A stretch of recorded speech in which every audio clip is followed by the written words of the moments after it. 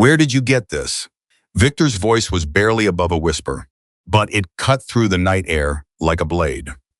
He was holding the ring between two fingers, and his hands that had built engines, thrown punches, carried his brother's casket were shaking. Haley stood at the diner door and said nothing. She just looked at him.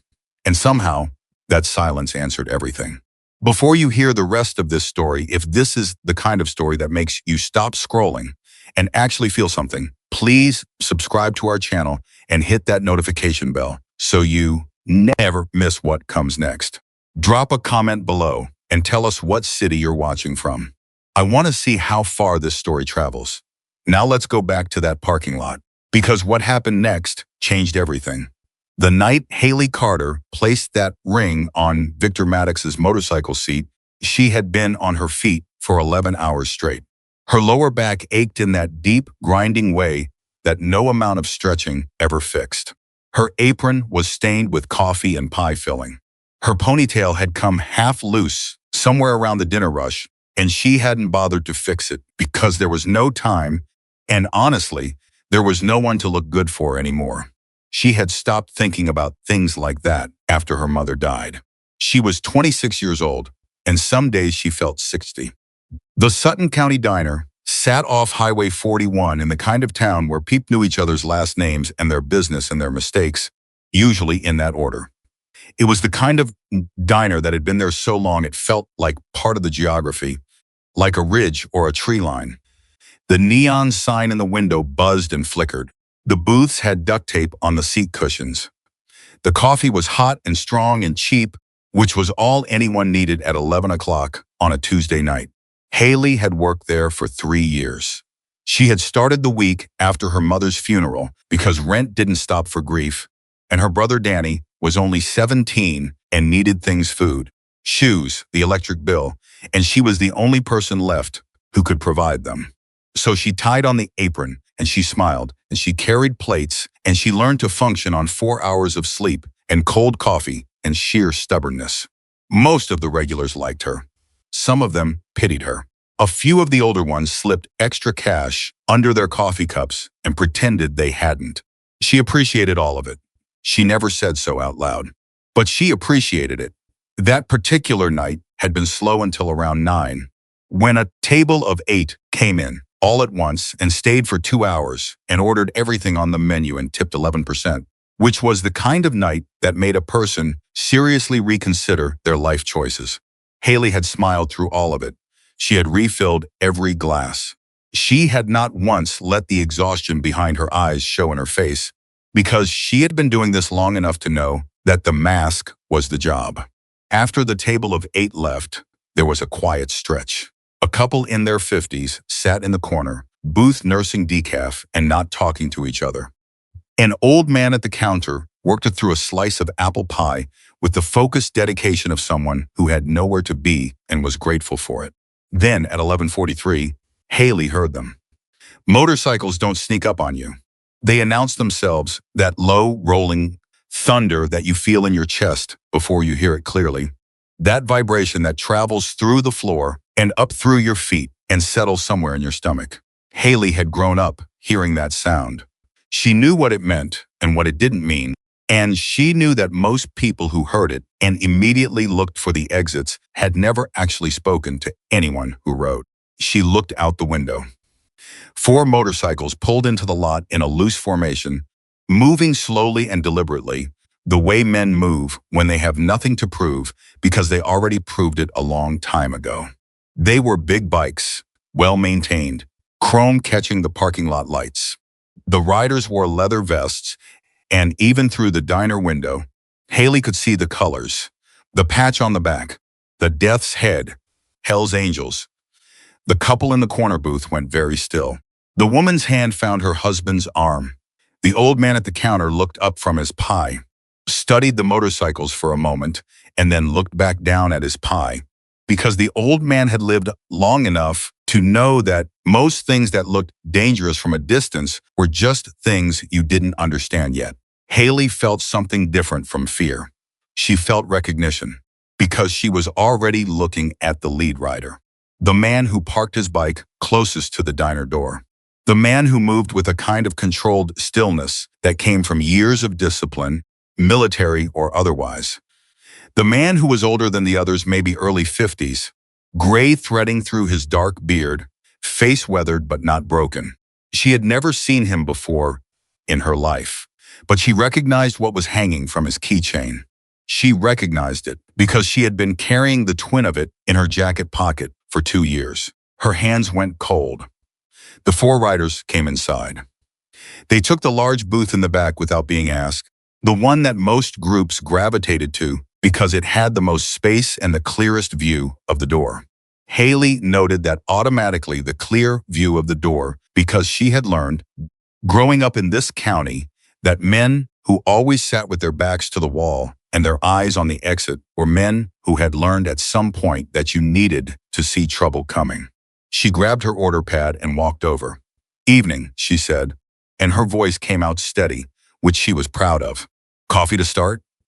The 3 younger men, younger being relative, they were all probably in their 40s, nodded.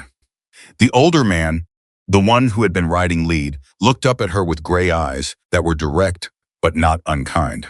"Please," he said. His voice matched his face. Quiet, contained, like someone who had learned that the quieter you spoke, the more carefully people listened. Haley poured 4 coffees and took their orders. They were hungry men who ordered real food. Eggs and steak and biscuits, practical food. And she went back behind the counter and tried to breathe normally. Her name was not on the keychain. She had never met this man. She had no reason to connect him to anything in her life. But that ring, she had seen it only once before. In the bottom of an old shoebox that her father kept on the high shelf in his bedroom closet. The shoebox she was not supposed to know about and definitely not supposed to open. She had been 14. She had been looking for the birthday card, money she suspected. Her father hid there. She had found instead a collection of objects that made no sense to her at the time. A folded piece of paper, a military-looking patch, 2 photographs she didn't recognize, and a silver ring that looked old and handmade. The kind of thing someone made themselves rather than bought, with a particular design pressed into the metal that she could not describe precisely but would never forget. She had closed the shoebox and put it back. She had never asked her father about it. But 4 years ago, just before her father's stroke took most of his speech, and eventually all of his life, he had pressed that ring into her hand during one of his last coherent conversations. He had gripped her wrist with surprising strength for a man who had already lost so much, and he had looked at her with an urgency that she felt more than understood. "Someone deserves to know what really happened," he said. His voice was already beginning to blur at the edges, the way it did when the medication was working against him. "You'll know when." "Know what, Dad?" she had asked. "What really happened to who?" He had squeezed her hand again, and then the clarity had gone out of his eyes, and he was somewhere else, somewhere she couldn't follow, and they never had that conversation again. He died 11 weeks later. She had carried the ring in her jacket pocket every day since, through the grief and the funeral arrangements, and the reality of suddenly being responsible for Danny, through the job applications and the shifts at the diner, through every ordinary Tuesday and every hard Friday. She carried it because her father had given it to her like it was important, and because she believed him, and because she was waiting for the moment he promised would come. She had not known until approximately 9 minutes ago what that moment would look like. Now she knew. She brought the food out. She refilled coffees. She did not hover. Men like these didn't want hovering. They wanted to be left alone and served efficiently. And she was good at both. But she watched. She watched the older man the way she watched difficult customers, with peripheral vision and careful attention, cataloging details. He didn't say much. The other 3 talked quiet conversation, things she couldn't make out, but easy between them. The comfortable shorthand of people who had known each other for a long time. He listened more than he spoke, and when he did speak, the others listened in a way that told her everything she needed to know about the hierarchy.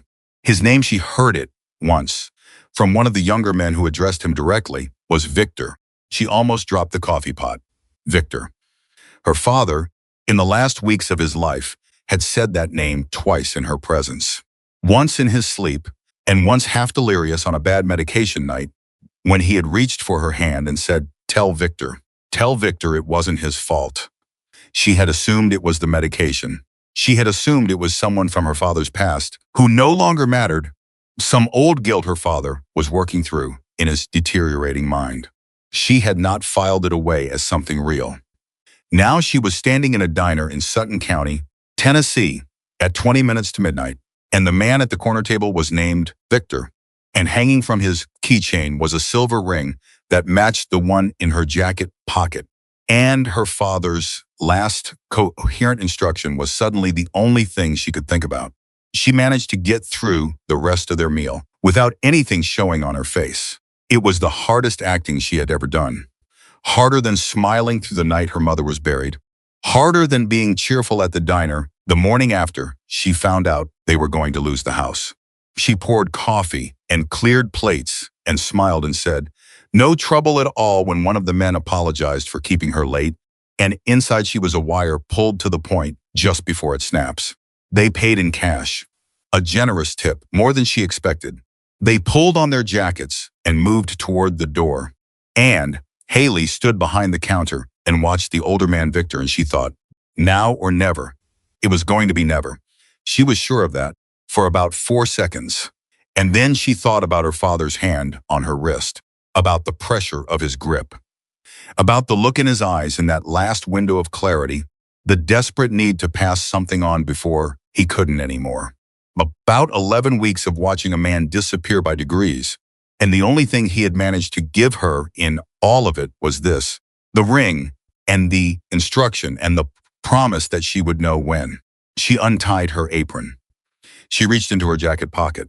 She walked out the back door. Victor's motorcycle was the lead bike, the one closest to the diner entrance, black with chrome details that caught the light. Haley stood next to it for a moment. Her heart was doing something unreasonable. The night air was cold and she could see her breath. She placed the ring on the seat. Then she walked back inside. She didn't know if he would find it right away. She didn't know if he would know what it meant. She didn't know if he would connect it to anything, or if he would just pick it up and put it in his pocket and ride away, and she would never see him again, and it would be over and done, and she would have done what her father asked, and that would be all there was. She went back behind the counter. She started wiping down the coffee machine. She heard the motorcycle start up, the thunder of engines filling the night. Then one engine cut off, then silence. Then 2 minutes later, the diner door opened. Victor Maddox walked back in alone. He was holding the ring. Haley set down the cloth she had been using to clean the counter. She did not run. She did not pretend she didn't know what this was about. She didn't look at him directly, because that was the only thing that made sense, and she waited. He walked to the counter slowly. He set the ring down on the formica surface between them. He looked at it for a moment, and then he looked at her, and something in his face was happening that she couldn't fully name. It was grief and confusion, and something older than both. Something that had been locked down for so long, it didn't quite know how to surface. "Where did you get this?" His voice was barely above a whisper. "My father gave it to me," she said, "just before he died. He said someone deserved to know what really happened. I've been carrying it for 2 years, waiting to figure out what that meant." Victor looked at the ring. His jaw worked. "What was your father's name?" "Thomas Carter. He went by Tommy." The name landed on Victor like a physical thing.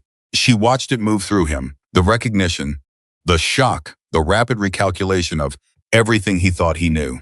His hand came to rest on the counter, steadying himself. "Thomas Carter," he repeated, very quiet, like he was testing whether the words were real. "Did you know him?" Haley asked.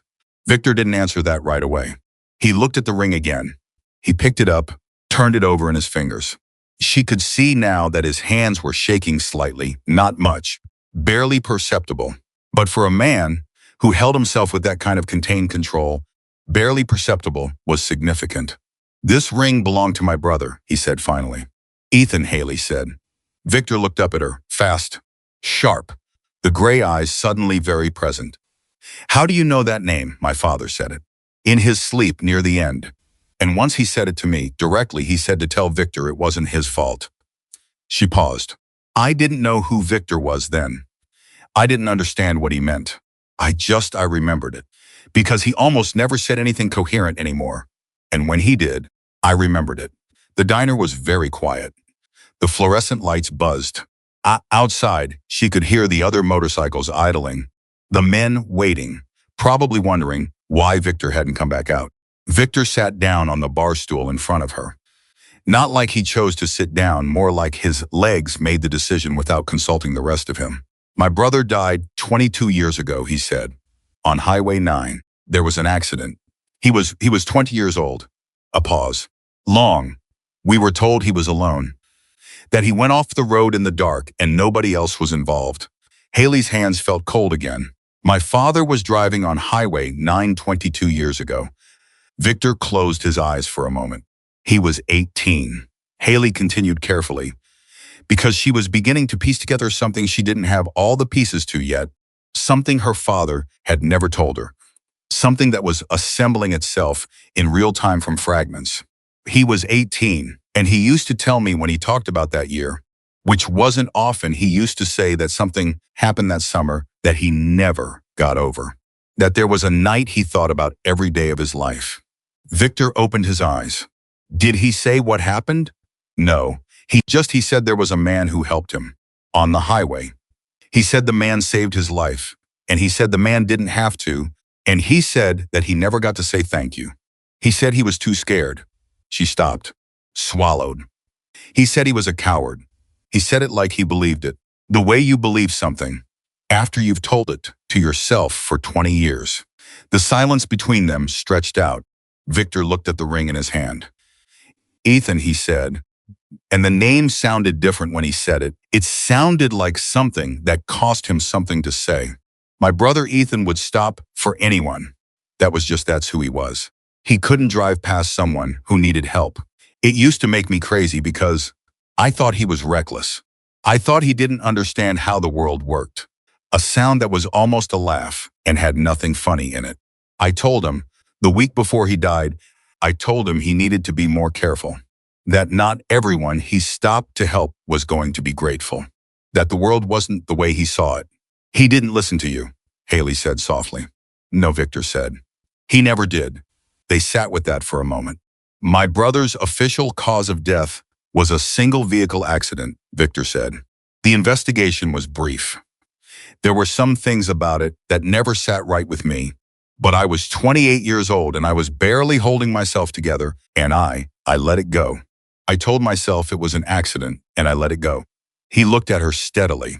But there was no other vehicle, no witnesses, nothing that contradicted the official story. My father wasn't in a vehicle, Haley said. He was on foot. He was hitchhiking.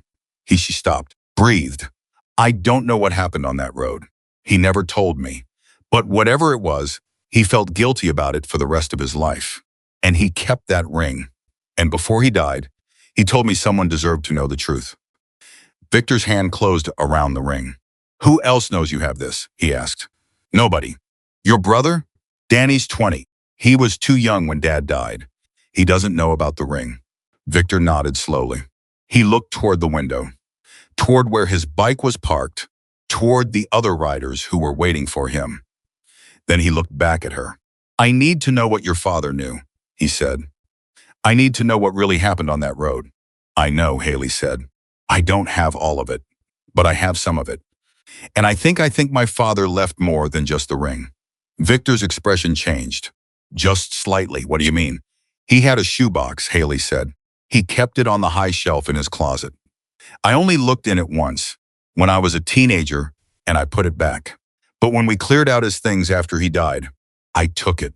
I didn't know why. Something told me to keep it. It's in my apartment. I haven't opened it since before he died. Victor was very still. I think I've been waiting, Haley said slowly, working it out as she spoke. I think I've been waiting for the person it was meant for. Because none of it was mine. It was always meant for someone else. It was always meant to go back. The other three riders came through the diner door then. Jackson Reed in the lead, Victor's vice president, A broad-shouldered man in his late 40s with a calm, assessing expression that missed nothing. He looked at Victor, then at Haley, then at the ring on the counter. "We good?" Jackson asked. Victor looked at Haley. "We're not done," he said. "Get the others. We're going to need some time." Jackson looked at Haley again. Not suspiciously, more carefully. "The way you look at someone you're trying to understand. You got somewhere you need to be?" he asked her. Haley almost laughed. "I've been carrying a dead man's secret for 2 years, and I just handed part of it to a Hells Angels chapter president at midnight in an empty diner. No, I don't have anywhere else to be." Jackson looked at Victor.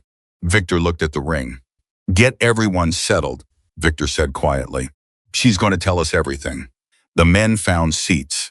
The diner, so recently empty and ready to close for the night, filled with a different kind of energy, not the reckless, restless energy of men looking for trouble, but the focused, deliberate gravity of men who had just realized that something serious was in front of them and had decided, collectively and without needing to discuss it, to take it seriously.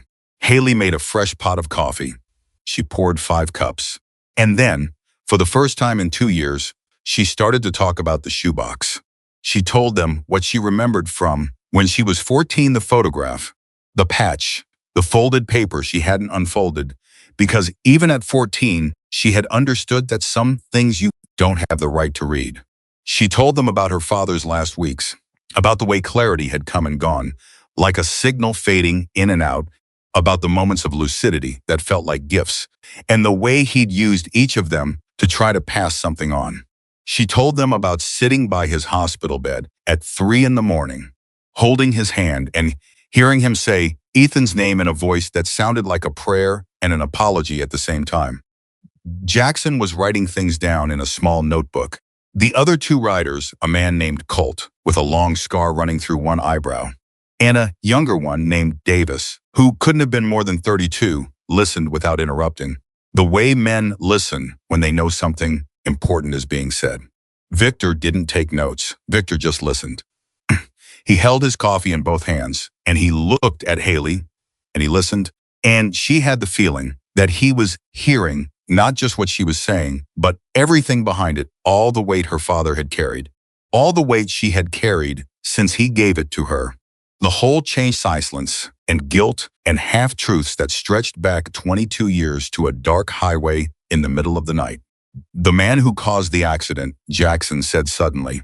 "Your father ever mention a name?" Haley frowned. "Not to me." But she stopped. "But what?" "There's a newspaper clipping. In the shoebox. I saw the headline when I was looking at the ring. I didn't read it, but I saw it. It was about a business opening in town. And there was a man's name in big letters." She tried to remember. Something Renner. First name started with a D. David, maybe.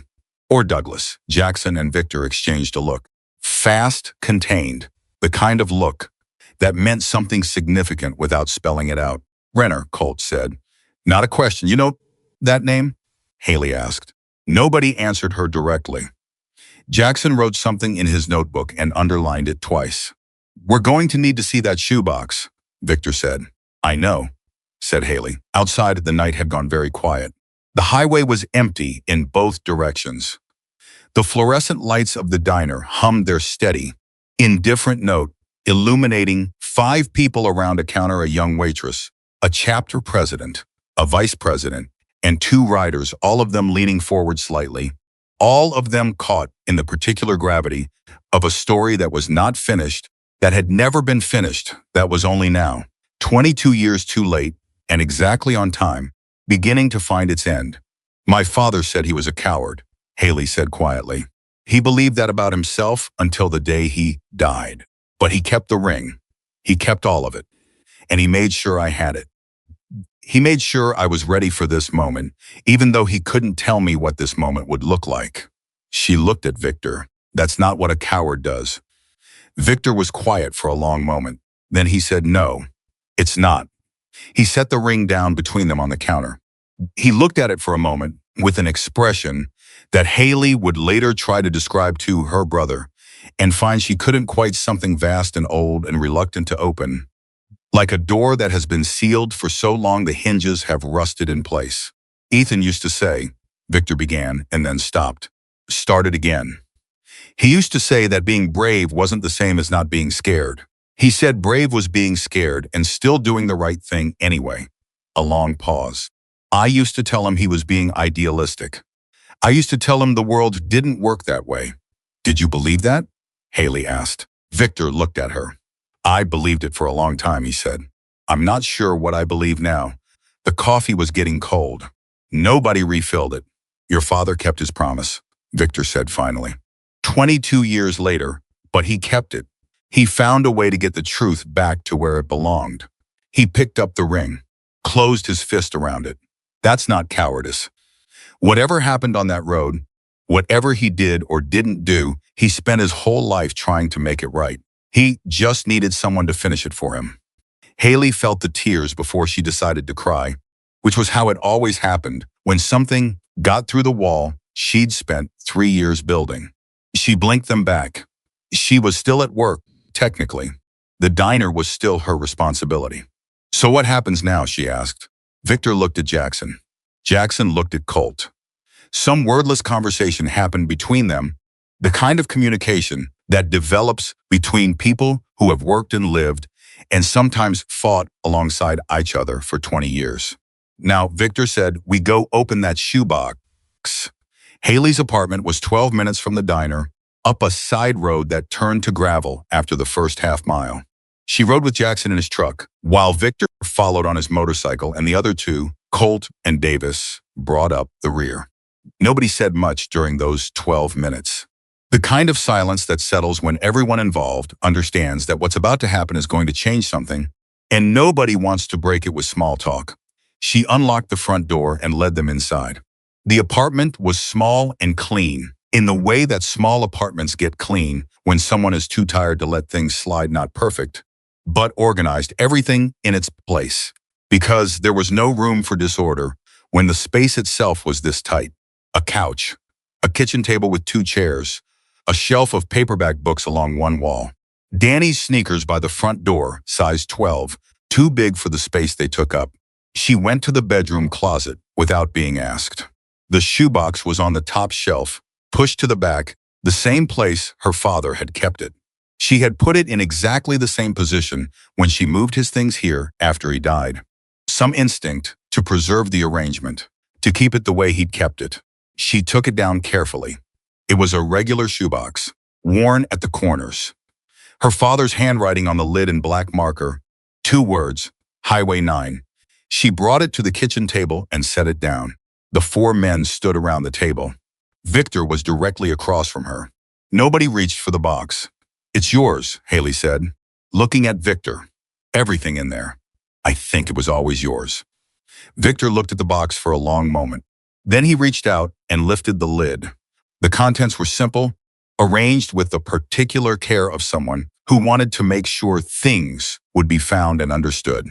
A folded newspaper clipping, yellowed and fragile. 3 photographs. A military-style patch, the kind that gets sewn onto a jacket. A handwritten letter, several pages. The handwriting cramped and dense, in the way of someone who had a great deal to say and not enough paper to say it. And at the bottom, wrapped in a piece of cloth, a second ring, almost identical to the one Victor already carried. Victor did not touch anything for a moment. He just looked. Then he picked up the newspaper clipping, unfolded it carefully, the old paper crackling at the creases. He read it. His expression didn't change, but something behind his eyes shifted, a tightening, an adjustment like a man recalculating a map he thought he knew. He passed it to Jackson without speaking. Jackson read it. His jaw set. He passed it to Colt. Haley waited. Read it out loud, she said finally. Please. I never did. Victor took it back. He cleared his throat. Douglas Renner breaks ground on new development, Sutton County business leader, promises jobs and growth. He paused. Dated April 1994. 6 months after Ethan died. Who is Douglas Renner? Haley asked. Jackson answered before Victor could. Douglas Renner is a real estate developer. He's been operating in 4 counties around here for 30 years. He owns half the commercial property in this part of the state. He paused. He's also on the county planning commission and has been for the last 15 years. He has money, Colt said flatly. And he has friends. The kind of friends who answer the phone at 2 in the morning and make things go away. Haley felt the cold move through her again. What kind of things? Nobody answered that directly. Victor set the clipping down and picked up the photographs. He looked at the first one. Whatever he saw in it hit him in a way that the clipping had not. She could see it in the way his body stopped moving entirely, the way his breath changed. He turned the photograph so she could see it. It was a young man, early 20s, blonde, laughing at something outside the frame. Wearing a leather jacket. He had Victor's jaw and Victor's eyes, but where Victor's face had been shaped by decades into something contained and guarded, this man's face was completely open. He looked like someone who had not yet learned to close himself off from the world. Ethan, Victor said. Haley nodded, though she hadn't needed to ask. Victor looked at the second photograph. This one was harder to read. It was darker, taken at night, and the image was grainy and slightly blurred the way photographs got when the light was wrong and the camera was old. But she could make out two figures on a roadside. One was lying down. One was crouched beside him. Victor stared at it for a long time. That's him, he said, very quietly. That's Ethan. On the left. He pointed to the crouching figure. Who's the other one? Jackson asked. Victor turned to Haley.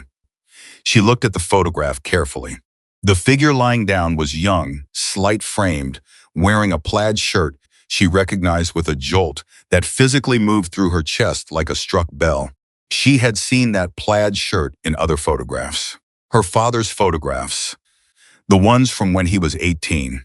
That's my dad, she said. The room was completely silent. Your father took this photograph, Victor said slowly.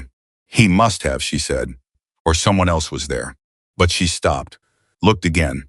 Someone else was there. Someone else had a camera. Someone took this while Ethan was helping my father. A pause. Someone was watching. Jackson put both hands flat on the table. Someone was watching and didn't help. Or someone was watching and didn't want anyone to know what they'd seen, Colt said. Victor put the photographs down and picked up the letter. He unfolded the pages carefully. He read the first few lines to himself, and then, without being asked this time, he started reading aloud. The letter was in her father's handwriting, dated 11 years before his death. Written, she realized, during a period when he must have been relatively well, when his mind was still clear and the stroke was years away, when he had decided that he needed to put it down somewhere, even if he couldn't bring himself to tell anyone directly. Tommy Carter wrote the way he'd spoken plainly, without decoration, with the direct grammar of a man who said what he meant and didn't trust language that tried to be too clever. He wrote about being 18 and hitchhiking on Highway 9 in October of 1993. He wrote about the truck that came out of nowhere and clipped him from behind, sending him spinning off the road and down into the drainage ditch. He wrote about lying in that ditch in the dark, not sure how badly he was hurt, not sure he could move, and hearing the truck slow down and then stop. He thought the driver was going to help him. The driver got out of the truck. He walked to the edge of the road. He looked down and saw Tommy lying in the ditch. And then he got back into the truck and drove away. Victor stopped reading for a moment. His voice had gone very controlled, the kind of control you apply when you are not going to allow yourself to react until you have all the information. He continued. Tommy wrote about lying in that ditch for what felt like an hour, but was probably 15 minutes, in pain in the dark, on an empty highway, beginning to understand that nobody was coming. And then headlights. A motorcycle. A young man who pulled over without hesitation and climbed down into the ditch without being asked and checked him over with the competent hands of someone who knew what they were doing. His name was Ethan. He had a calm voice and a quick laugh, and he talked to Tommy while he checked his injuries, 2 broken ribs, a deep gash on his arm, nothing fatal, in order to keep him conscious and present. He said stupid jokes, bad jokes, the kind of jokes you tell someone who's in pain, because laughter is the best short-term anesthetic. He helped Tommy up the slope of the ditch and got him to the side of the road and sat with him until the color came back to on his face. And then he said, "I need you to wait here. I'm going to the nearest gas station and I'm calling this in. The guy who hit you stopped. I saw the truck. We're going to get you help, and then we're going to report what happened," Tommy protested. He was scared. He didn't know who Ethan was or whether to trust him. Ethan said, "I know what that truck is. I know who it belongs to. This is going to matter." He said it with the certainty of someone who had no idea yet how wrong he was. He got back on his motorcycle and rode toward the gas station. He never came back.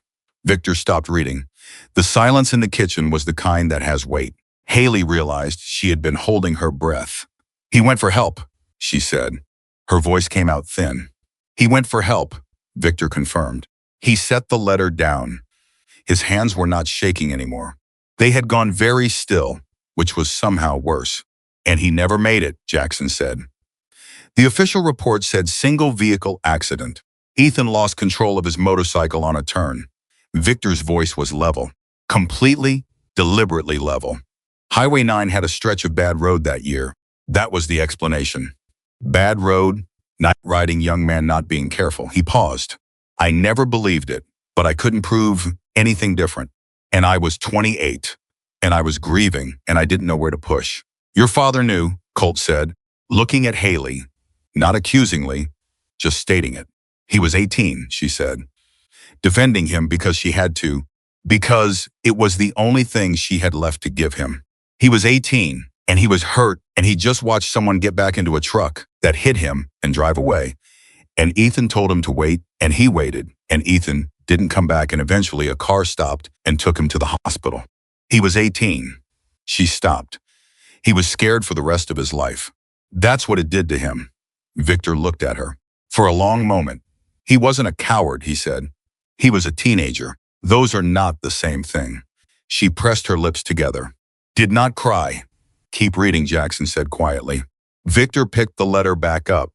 The second half of the letter was where Tommy Carter revealed what he had figured out over the years. Not all at once, not anything dramatic. Just a slow, terrible accumulation of details that a man collects when he lives his whole life in the same county where something happened to him, when he keeps his eyes open and his mouth shut and pays attention to names. Douglas Renner. The truck had been a blue Renner construction vehicle. He'd seen the logo even from the ditch in the dark. He hadn't known the name then, but he'd learned it later. Everyone in the county learned it because Renner's name was on half the buildings that went up in the following decade. He wrote about the night he understood about reading a news article about a highway fatality and recognizing the road and the approximate timing, and sitting in his kitchen with the newspaper in his hands and understanding that the young man who had helped him had ridden toward a gas station and never arrived. He wrote, "I don't know for certain what happened. I only know what I believe. And I believe that Douglas Renner understood that Ethan had seen his truck at the scene of what should have been a hit and run. And I believe that Renner had enough money and enough connections to make a problem disappear. I have no proof. I never had proof. I was too scared and too young and then too guilty and too late. But I kept everything I could keep. I kept the ring Ethan left in my hand. When he helped me up the ditch, he pressed it on me like a token. Like he was saying, 'I'll be back, so hold this for me.' I kept the photograph the only other witness took before they disappeared. I kept the newspaper clipping so I would never forget the name. I am leaving all of this for someone who can do what I couldn't. I am sorry I couldn't be that person myself." Victor folded the letter. Slowly, precisely, he set it down on the table. Nobody spoke for a full minute. Then Jackson said, "The photograph, the other witness. Someone else was there," Colt said. "Someone with a camera. Who takes a photograph of someone helping an accident victim on the side of the road at night?"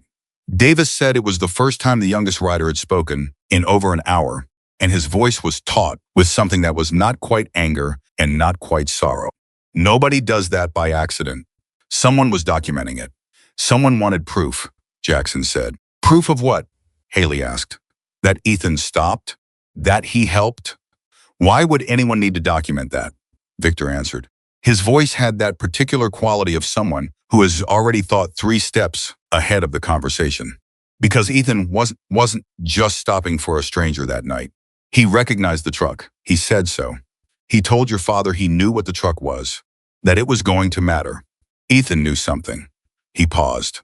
And if Ethan knew something, someone else knew that Ethan knew. And that someone wanted documentation of where Ethan was and what he was doing so that when the time came, they could explain his presence on that road. The implications spread through the kitchen like cold air. He was being followed, Jackson said.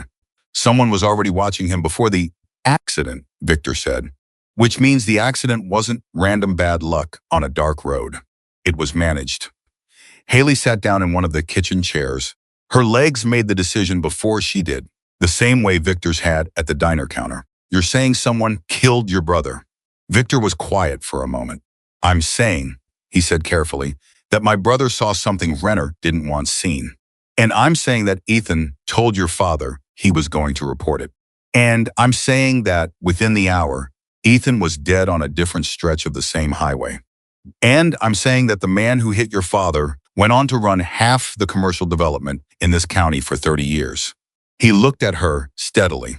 Draw whatever conclusion you need to draw. Haley looked at the shoebox, at the photographs, the clipping, the letter.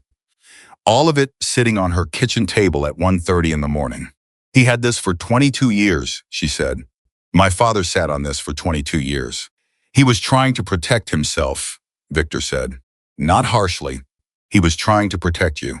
He knew that if he came forward, he'd be one person, Jackson said. One person with a photograph and a story and no corroboration, going up against a man with 30 years of political capital and a network that covers 4 counties. He knew what that looked like. A beat. So do we. Then what do we do with it? Haley asked. Victor looked at Jackson. Jackson looked at Colt. Some decision was being made in that look that Haley couldn't fully read, but she could feel the gravity of it, the seriousness of it, the weight of 4 men who had operated their entire lives on the principle that certain things required a response and that the only real question was what kind. We don't do anything tonight, Victor said. Tonight we take inventory. We figure out what we have and what we still need. He picked up the second ring, the one still wrapped in cloth, and unwrapped it carefully. He looked at it. A muscle worked in his jaw. This was Ethan's. His spare. He used to joke that he had a backup for everything. He turned it over in his fingers. Your father kept both of them. He was keeping them for you, Haley said. Victor looked at her. He didn't know your name, she said. He didn't know how to find you. But he kept everything he could keep, and he found a way to get it to someone who would know what to do with it. He was keeping it for you for 22 years. Victor set the ring down very carefully. Jackson had been on his phone for the last several minutes, doing something quietly on the side, and now he looked up. There's more, he said. Everyone looked at him. I've been running Renner's name through some things. There's a civil suit filed 2 years ago against Renner Construction. Workplace accident. The company's attorneys got it dismissed, but the plaintiff had the same attorney for a wild woman named Patricia Walsh out of Millfield. The same Patricia Walsh who filed a complaint against the County Planning Commission 4 years ago about bid irregularities. The same commission Renner's been on for 15 years. He looked at Victor. There's a pattern here. It's not just what happened to Ethan. Whatever Ethan saw, whatever Renner was doing on Highway 9 that night, it didn't stop with Ethan. The weight of that landed on all of them differently. On Victor, it landed as something close to relief, and Haley realized why. The man had spent 22 years wondering if he was wrong to be suspicious, if the doubt he carried was just grief looking for a target. The suggestion that there was a pattern, that Renner was not a one-time mistake, but a sustained, systematic corruption meant that Ethan had not died for nothing. He had seen something real. He had tried to stop something real. He had died for something real. That was not better, exactly, but it was different. Colt, Victor said, I need you to reach out to Walsh, quietly. Explain who we are and what we have. He looked at Haley. With your permission. It's not mine to give permission over, she said. It belonged to Ethan first. It belonged to my father second. Now it belongs to whoever can do something with it. Your father's letter is the most important piece, Jackson said. It establishes a direct eyewitness account of what Renner did, leaving the scene of an accident he caused. That's not a rumor or a suspicion. That's testimony. From a dead man, Davis said. Sworn testimony can be introduced if it was made in writing before death, Jackson replied, with the confidence of someone who had spent time in courtrooms. It has to meet certain conditions, but it can be done. We need the other witness, Colt said. The one with the camera. 22 years, Haley said. People don't always disappear, Colt said. They just go quiet. There's a difference. Victor picked up the photograph again. The blurry night image. 2 figures on a roadside. He turned it over. On the back, in small handwriting, she hadn't noticed before her father's, or someone else's, were 2 things: a date, October 14, 1993, and 4 letters, MKLR. He held it up so the others could see. Initials, Jackson said. Or a name, Colt said. Or a plate number. It's initials, Victor said. He said it with the quiet certainty of someone who has just understood something. My brother had a friend, a guy he ran around with when he was younger. Morgan, he stopped. Working for the last name. Morgan Keller. He used to do photography. He had one of those old cameras he carried everywhere. Ethan used to rib him about it. You think Morgan Keller was there that night, Jackson said. I think Morgan Keller was there that night, and then he disappeared, Victor said. And I think we need to find out where he went and why. Haley was putting something together. Slowly. The pieces moving into alignment the way they do when you finally have enough of them. Someone was following your brother, she said. Someone knew what he was doing, where he went, who he helped. Morgan was there because Morgan was with Ethan that night or was supposed to meet him. And after everything that happened after Ethan died, Morgan went quiet because he was scared, Jackson said, or because someone made sure he was scared, Colt said. Victor set the photograph down. He picked up the first ring, the one Haley had left on his bike, and the second one, the spare Ethan had pressed into Tommy Carter's hand on a dark roadside while promising to come back. He held them both, one in each palm, and looked at them for a long moment. Nobody spoke. There was nothing to say that the silence didn't already contain. 22 years, Victor finally said, not bitterly, not with self-pity, just as a statement of fact, a measure of time. He's been out there 22 years with what he knows. If he's still alive, Davis said. He's alive, Victor said. The certainty in it was the specific certainty of someone who has decided to believe something because the alternative is unacceptable. He's alive, and we're going to find him.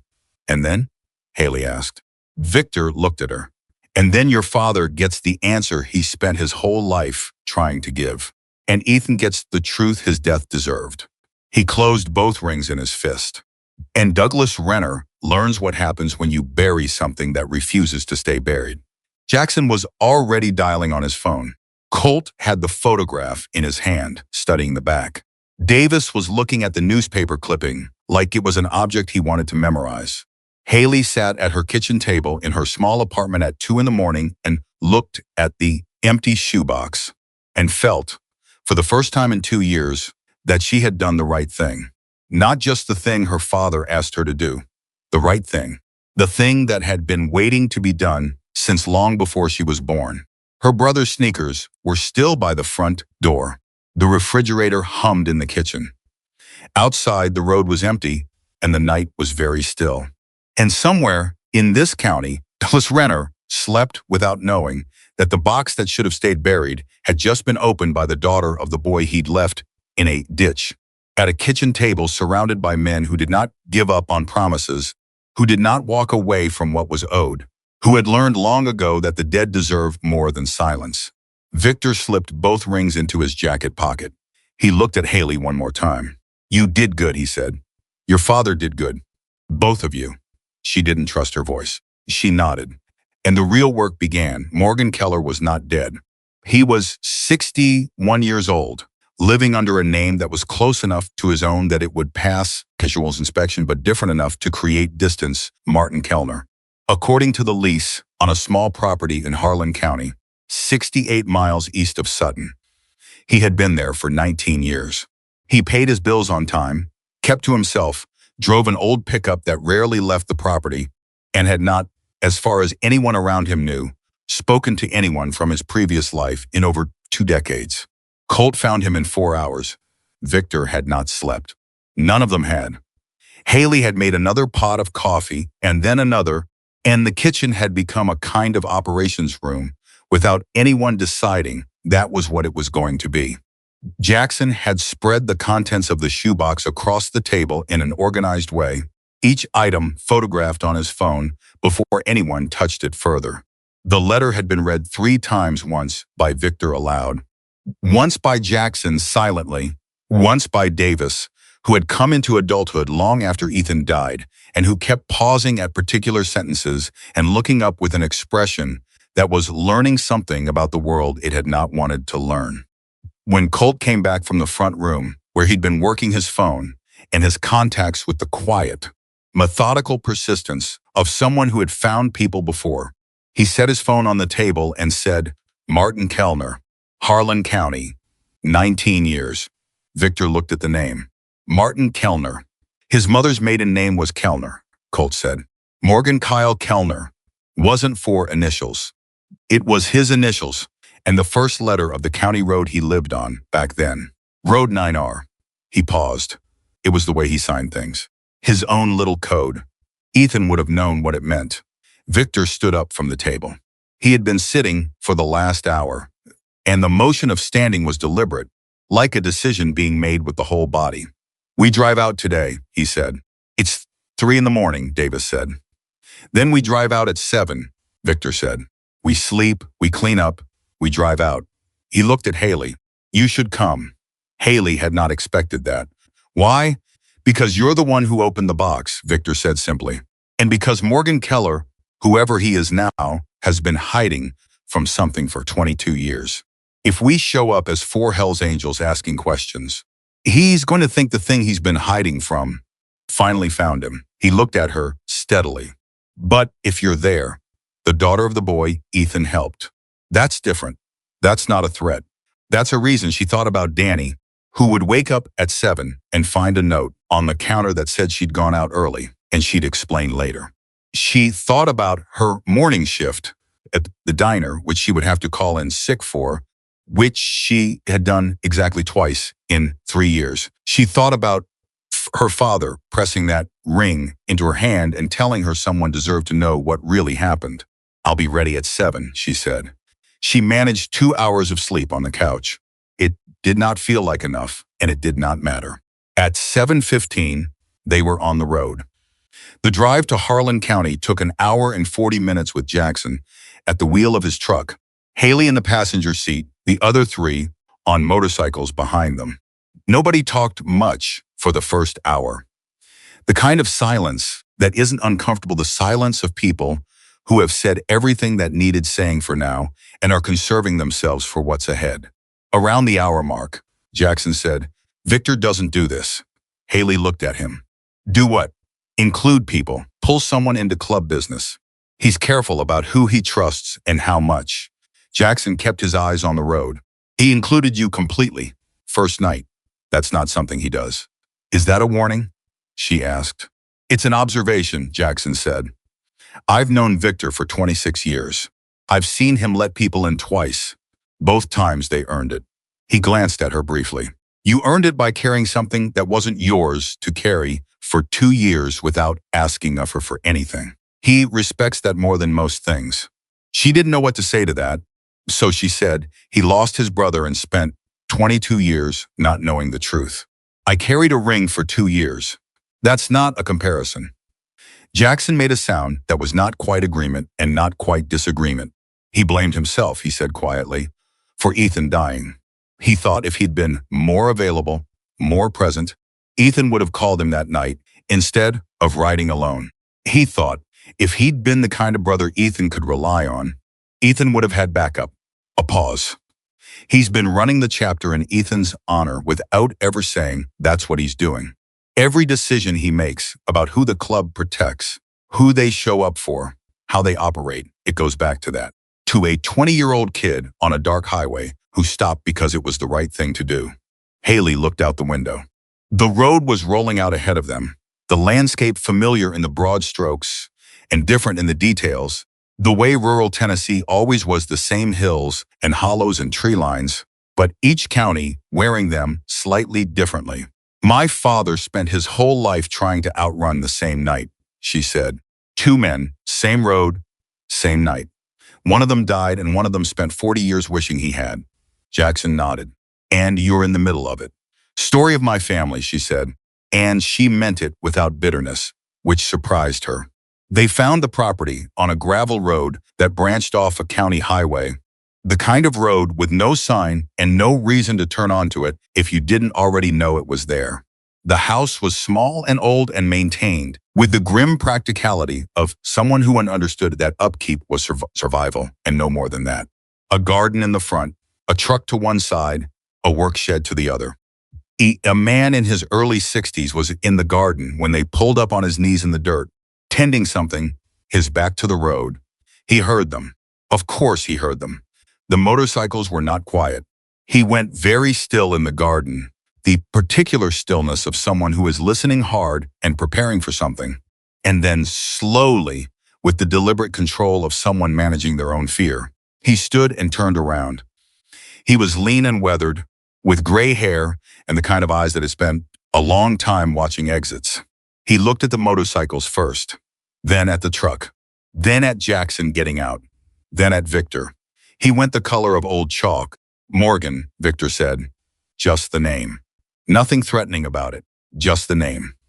The man Morgan Keller, Martin Kellner for 19 years, the man who had been on that highway with a camera on a night that changed everything, opened his mouth and closed it again. He looked like a man who had spent 19 years rehearsing what he would say if this moment came and had just discovered that nothing he'd rehearsed was adequate. Victor Maddox, he said finally. You remember me. I remember your face from the funeral, Morgan said. I was in the back. I didn't come up front. I didn't, he stopped. Swallowed, I'm sorry. I have been for 22 years. I have been, I know, Victor said. We're not here for that. Morgan looked at Haley then. He didn't recognize her, obviously. She was 3 years old when her father was on that highway. But something in Morgan's expression shifted when he looked at her, some instinctive response to the presence of a young woman in this particular context, as if he understood without being told that she was connected to it somehow. Who is she? He asked. Tommy Carter's daughter, Victor said. Morgan Keller sat down on the garden's low wooden border as if someone had taken his knees out from under him. Tommy, he said. It wasn't a question. It was the sound of a name that had lived in the back of his mind for 2 decades suddenly arriving at the front. He died 2 years ago, Haley said. He left some things behind that he wanted someone to find. He wanted someone to know the truth. He never said your name, he didn't know your name. But he kept the photograph. Morgan looked up at her. He kept the photograph, she said again gently. The one you took, the one of Ethan and my father on the roadside. Morgan put his hands over his face, not crying, just covering. The gesture of a man who has been exposed to something he has been hiding from for so long that the exposure itself is almost physically painful, the way you wince at light after a long time in the dark. Come inside, he said, his voice muffled behind his hands. He took them away. His eyes were dry but red. Please, come inside and I'll tell you everything. They sat in Morgan Keller's kitchen, 4 Hell's Angels, and a waitress and a man who had been a ghost for 19 years, and Morgan told the truth for the first time in 22 years, and the telling of it aged him somehow and lightened him at the same time, the way confessions do when they have been carried too long. He had been with Ethan that night. They had ridden out together, the way they often did on weekends, just riding with no particular destination, talking about the things young men talked about. In 1993 work, women, what they were going to do next year and the year after. Morgan was 23 and Ethan was 20, and they had been friends for 2 years through a mutual acquaintance. And Ethan was the kind of friend who made you feel like the best version of yourself, the kind of friend who was interested in everything you did and who laughed easily and who took the world seriously but never unkindly. They had been riding Highway 9 heading west when they saw the blue construction truck parked at an angle on the shoulder. And below it, at the bottom of the ditch, a figure that was not moving. Ethan had stopped immediately. That was who Ethan was. He stopped before the thought to stop was even fully formed. He handed his helmet to Morgan, told him to stay back, and climbed down into the ditch. Morgan had stayed back. He had watched. He had reached into his jacket. For his camera, he really did carry it everywhere. An old Nikon he'd bought secondhand because he wanted to be a photographer. And he believed you only got good by practicing constantly. And he had photographed them because the image struck him.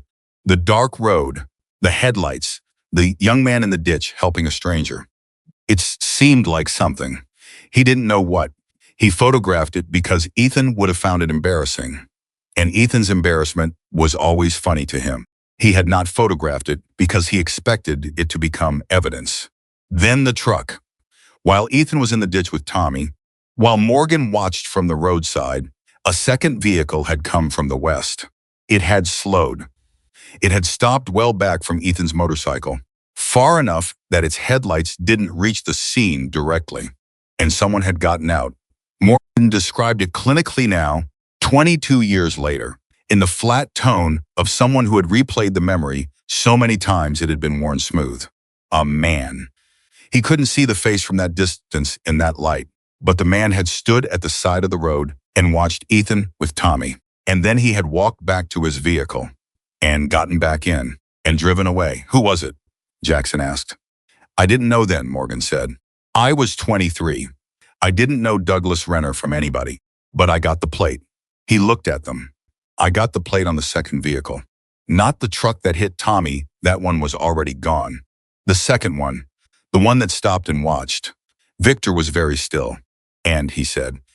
And 3 days later, Ethan was dead, Morgan said.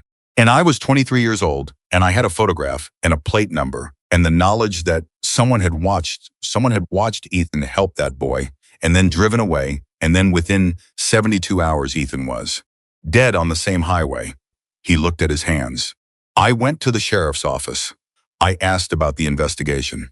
I mentioned that I thought there had been another vehicle involved. The deputy I spoke to listened to me and wrote something down and said they'd look into it. A pause. The next morning, there were 2 men at my door. Not police. Men in suits. They told me that the investigation was closed, that it was a single vehicle accident, and that if I had information suggesting otherwise, I was welcome to file a formal report. He looked up. They also told me that I was young and I had my whole life ahead of me. And they said it like that was the end of the sentence, but it didn't feel like the end of the sentence. The kitchen was absolutely silent. You ran, Colt said, not judging, stating I ran, Morgan said. I left the county inside a week. I left the state inside a month. I was 23 and Ethan was dead, and I believed those men would do to me what I believed they'd done to him. So I ran. He looked at Victor, and I have hated myself for it since the day I started running. Victor looked at him for a long moment. Do you still have the plate number? He asked. Morgan got up from the table. He went to the back room of the house and was gone for 3 minutes that felt much longer than 3 minutes. When he came back, he was carrying a small envelope. He set it on the table. Inside was a strip of developed film mold from a 35mm camera and a folded piece of paper. On the paper, in handwriting that matched a younger version of the handwriting on the back of the photograph in Haley's shoebox, was a license plate number. Jackson photographed it immediately. Then he ran it. It took him 11 minutes working through contacts and databases that Haley did not ask about and was fairly certain she didn't want to know the details of. 11 minutes of the rest of them sitting in Morgan Keller's kitchen, in something that was not quite silence and not quite conversation. The particular suspended quality of a moment that knows it's about to break open. Then Jackson looked up from his phone. His expression told everything before he said a word. The vehicle was registered to Renner Development, LLC, he said. 1,993. The primary operator listed on the company insurance was Douglas Renner himself. Nobody moved for a moment. Then Victor said he was there. He was there, Jackson confirmed. Not just the truck that hit Tommy. Renner was in a second vehicle on that road that night. He saw Ethan. He saw everything. And then he drove away. And within 72 hours, your brother was dead. And within 6 months, his company was breaking ground on a new development. And within 15 years, he was on the county planning commission with the power to direct contracts and influence investigations. Haley looked at the plate number on the folded piece of paper. Such a small thing. A handful of letters and numbers. The kind of thing you'd write on a grocery list or a phone message. And it had been sitting in an envelope in a house in Harlan County for 19 years because a 23-year-old had been too scared to use it and too conscience-stricken to destroy it. He kept it, she said, looking at Morgan. You ran, but you kept it. Morgan looked at her. I kept it because I always knew that someday someone was going to need it. I just didn't have the courage to be the one who brought it forward. His voice was rough. I'm sorry. I am sorry for what my cowardice cost all of you. All of you and people I'll never know about. You were 23, Haley said. He shook his head. That stopped being an excuse around year 5. Victor picked up the folded paper. He looked at it with an expression that Haley was beginning to understand, the way his face carried grief and decision simultaneously. The way a man looks when he has reached the end of a long road he didn't choose to walk. This is enough, he said. To do what? Morgan asked. To start, Victor said. We have your father's letter placing Renner at the scene of a hit and run, he said to Haley. We have Morgan's testimony placing a Renner company vehicle at the scene of Ethan's death 3 nights later. We have the plate number. We have a pattern of behavior over 30 years that suggests this was not an isolated incident. He set the paper down. And we have Patricia Walsh, who's been building a case against Renner's business practices for 4 years without knowing she was missing the keystone. You're going to take this to the lawyer, Morgan said. We're going to do more than that, Jackson said. He looked at Victor. Tell him. Victor looked at Morgan. We've been watching Renner for 18 months, he said. Not because of Ethan. We didn't know about Ethan's connection to Renner then. We were watching him because there were rumors about the bid process on the county infrastructure contracts. The kind of rumors that affect working people contractors who get cut out, workers who get shorted safety violations that get papered over. He paused. We had suspicions. We didn't have proof. We had a direction but no origin point. And now you have the origin point, Haley said. Your father's letter explains how this started, Victor said. A man who killed someone, even if it wasn't direct, even if it was cover-up and corruption, rather than the actual blow. A man who does that once and gets away with it learns something about himself. He learns what he can get away with. He learns that power protects power if you have enough of it, and he spends the next 30 years buying as much of it as he can. He looked at the table, at the evidence spread across it. This isn't just about Ethan anymore. It never was. This is about everyone Renner has hurt in 30 years because nobody ever made him answer for the first thing. The weight of that settled on Morgan Keller with visible force. He looked like a man having a calculation confirmed that he had always feared was true, that his silence had not just cost Ethan justice. It had cost others things too. Things he would never be able to fully enumerate. What do you need from me? He asked. His voice had changed. The deflection was gone from it. The long habit of avoidance had cracked open, and underneath it was something that might have been there all along.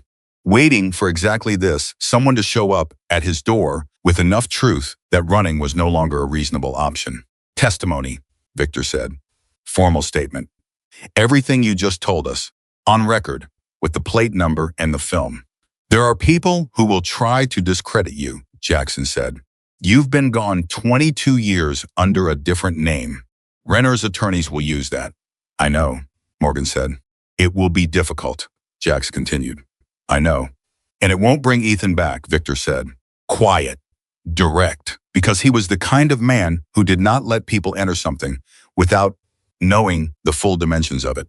Nothing we do brings him back. I want you to be clear about that going in. Because I've spent 22 years believing that finding the truth would feel like something specific, and I'm sitting here with most of the truth on this table, and it doesn't feel the way I thought it would. It feels real. It feels right. But it's not relief. Exactly. It's not resolution. It's just the truth. And the truth is still going to weigh something, even after it's known. Morgan looked at him for a long time. He was my friend, Morgan said. He was my best friend, and I stood on that road with a camera and watched him climb down into a ditch to help a stranger. And I thought he was being too brave. I thought, that's too much. That's not your problem. I thought, somebody else will stop. I didn't climb down with him. I stayed on the road. His voice had gone very rough. And then he was gone. And I spent 22 years knowing that the last thing I thought about my best friend while he was alive was that he was being too brave, that he should be more careful, that the world didn't work the way he saw it. He looked at Victor. You told him the same thing.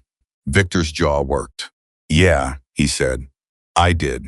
The two of them looked at each other across the table, the brother who had told Ethan to be more careful, and the friend who had thought it, and in the silence between them was the particular grief of people who had loved the same person and failed him in the same direction and spent 22 years living inside that failure.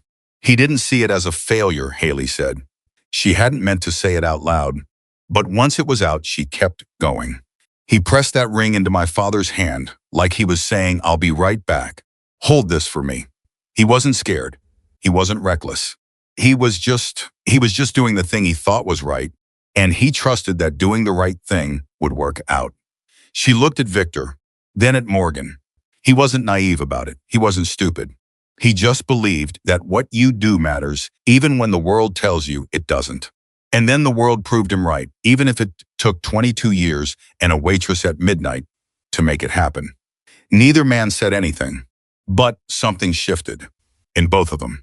Not fixed, nothing was fixed, but shifted. Morgan reached for the folded paper and the envelope with the film strip. He held them out to Jackson. Take them, he said. Use them. I'll give you a full statement, whatever Patricia Walsh or the county attorney or whoever needs to hear it. I'll do it. All of it. He looked at Victor. I should have done it 22 years ago. I know that. I'll spend the rest of my life knowing it. But I can do it now. Jackson took the envelope. Colt said, we need to move quickly. If Renner finds out we're looking at him, he's going to move resources. He's going to call in favors. He's been doing this a long time and he's good at it. Then we don't give him time to prepare, Victor said. He stood. He looked at Haley. You still in? She thought of Danny's sneakers by the door. She thought of 11-hour shifts and cold coffee and the way exhaustion sat in the body differently from grief. She thought of her father's grip on her wrist, all that desperate urgency in hands that were already failing. I was in the night I put that ring on your bike, she said. Victor almost smiled. Almost. It was the closest she had seen him come to it. Walsh needs to hear from us today, he said to Jackson. She'll hear from us, Jackson said. And someone needs to start pulling Renner's recent contracts. Everything in the last 5 years' bid documents. Subcontractor records, the planning commission minutes, all of it, Davis, Colt said, looking at the youngest rider. Davis was already on his phone. Morgan Keller stood in his kitchen doorway and watched four Hell's Angels move with the coordinated efficiency of people who had decided something and would not be undecided, and he looked like a man watching a tide turn. He looked like a man who had waited 19 years for this and had not known. Until this exact moment, that he had been waiting. Will you? He started and stopped. Victor looked back at him. Will you let me know how it goes? Morgan asked. You're not staying here, Victor said. It was not a question and not a command. It was an offer. Morgan Keller blinked. What? We're not leaving a key witness in Harlan County alone once this moves forward, Victor said. Pack what you need. You're coming with us. I've been here 19 years, Morgan said. I have a life here. You've been hiding here for 19 years, Victor said, not unkindly. Come out and have a life somewhere else. Morgan stood in his doorway for a moment, and Haley watched him, processed at the invitation in it, the bluntness of it, and underneath both, the recognition that Victor was right, that there was a difference between a life and a very careful, long-term hiding, and that Morgan Keller had spent 19 years confusing one for the other. How long do I have to pack? Morgan asked. 20 minutes, Victor said. Morgan nodded. He went to pack. Davis looked up from his phone. Walsh can meet at 2 o'clock. Her office in Millfield. Good, Victor said. There's something else, Davis said. He looked like he had been sitting on this for a few minutes and had decided now was the time. I pulled Renner's planning commission activity. Last month, he voted to fast-track approval on a highway expansion project. The contractor is a company called Blue Ridge Development. He looked up. Blue Ridge Development was incorporated 4 years ago. The listed principal is Douglas Renner, Jr. The room went very quiet. He's been doing it with his son, Jackson said. He's been training his son, Colt said. Victor looked at Haley. She looked back at him. It's not just about the past, she said. No, Victor said. It's about right now. And it's about what happens next if we don't stop it. The weight of it added another dimension to everything they'd already uncovered, not just 30 years of a man using power to protect himself, but the deliberate, intentional transfer of that power to the next generation. The systematic corruption, not just continuing but being taught, being passed down like an inheritance. Haley thought about her father. About the 18-year-old who had landed in a ditch on Highway 9 and been saved by a stranger and then watched that stranger ride away and not come back. About the 40 years her father spent carrying that night, letting it define what he believed about himself, letting it shrink him in ways she had felt her whole childhood without understanding the cause. And she thought about what might have happened if Tommy Carter had found the courage to speak. If Morgan Keller had stayed instead of running. If Victor had pushed harder when his instincts told him something was wrong. She thought about all the versions of this story in which someone was braver sooner and the world that would have existed if they had been. But she also thought about what her father had ultimately done: the shoebox, the ring, the letter, the deathbed instruction that had found its way by some improbable chain of midnight coincidence and human stubbornness to exactly the right people. He had done what he could, when he could, and it had been enough to start this. Let's go, she said. Victor looked at her, that gray-eyed, contained, measured look that she was learning to read, and nodded. Morgan came out of the back room with a bag over his shoulder, 19 years of careful hiding distilled into whatever fit in one duffel. And he looked lighter already, the way people look when they have been carrying something invisible for so long they forget it's there until the moment they set it down. They walked out into the morning, all 6 of them, and Haley felt the particular electricity of a thing in motion, not resolved yet, not finished, not safe but real, and moving, and no longer buried. Douglas Renner would know the name Ethan Maddox by the end of the day, and he would spend whatever time he had left wishing he had made a different choice on a dark highway in October of 1993. Patricia Walsh did not look like someone who took cases she expected to lose. She was 53, compact and precise in the way of someone who had learned long ago that the world gave less room to women who took up space carelessly. So she had learned to make every inch of room she occupied count for something.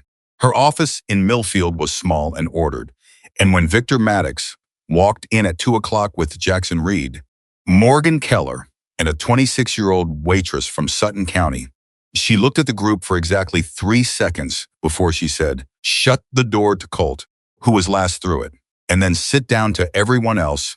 And then she folded her hands on the desk and said, "Tell me everything. Start at the beginning. Don't skip anything because you think it's too small." So they told her. It took 40 minutes. Patricia Walsh did not interrupt. She listened the way trained listeners listen, with her whole body, leaning slightly forward, eyes moving from face to face, hands perfectly still on the desk, except when she reached for her pen to write something down without breaking eye contact. She asked 3 questions the entire time, each of them short and precise, aimed at gaps in the story like a needle finding a seam. When they finished, she sat back and looked at the ceiling for a moment. Then she said, "Douglas Renner has been in my peripheral vision for 4 years. Jackson mentioned the civil suit," Victor said. "The civil suit was the tip of a very large iceberg," Patricia said. "I have a client construction worker hurt on a Renner site, the kind of injury that should never have happened on a properly maintained work site. Renner's people buried the OSHA report, paid off 2 inspectors, and got the case dismissed before we could get to discovery. She looked at the table. I appealed. The appeal is pending.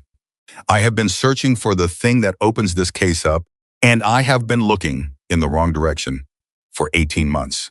You've been looking at the current business, Jackson said. Because I didn't know there was a past, Patricia said. I didn't know there was an origin point. She looked at Haley. Your father's letter is the most significant piece of evidence I have seen in 20 years of practice. Not because it proves what Renner did on that road, though it does establish criminal negligence at minimum. And with Morgan's testimony about the second vehicle, we can argue consciousness of guilt that rises significantly above that. But because it establishes character, pattern, intent, she paused. A man who leaves an injured teenager in a ditch, and then, when the person who stayed to help is positioned to report him, has that person silenced. That man doesn't change. That man builds a machine. Blue Ridge Development, Victor said.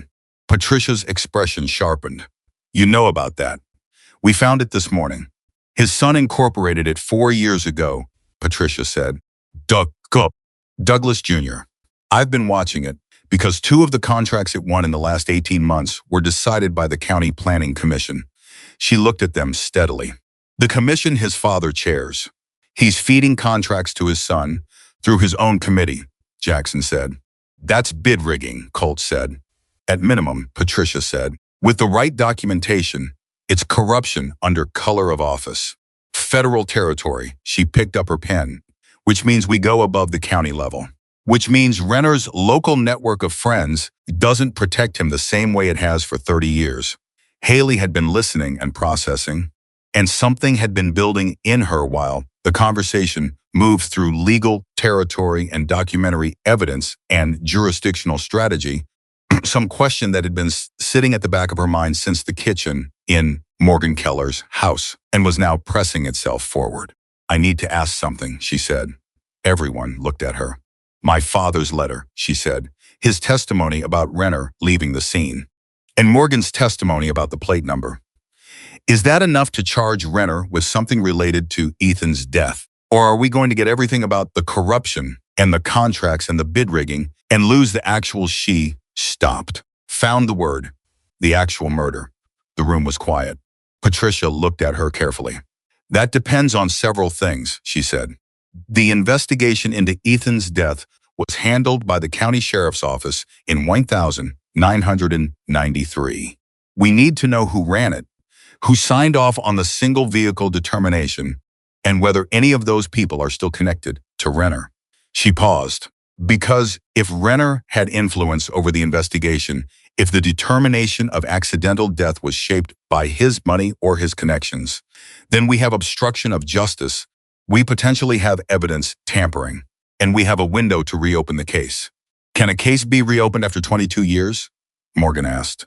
He had said almost nothing since they arrived, sitting slightly back from the table, listening with the specific intensity of a man who has a great deal riding on the answer to every question in this room.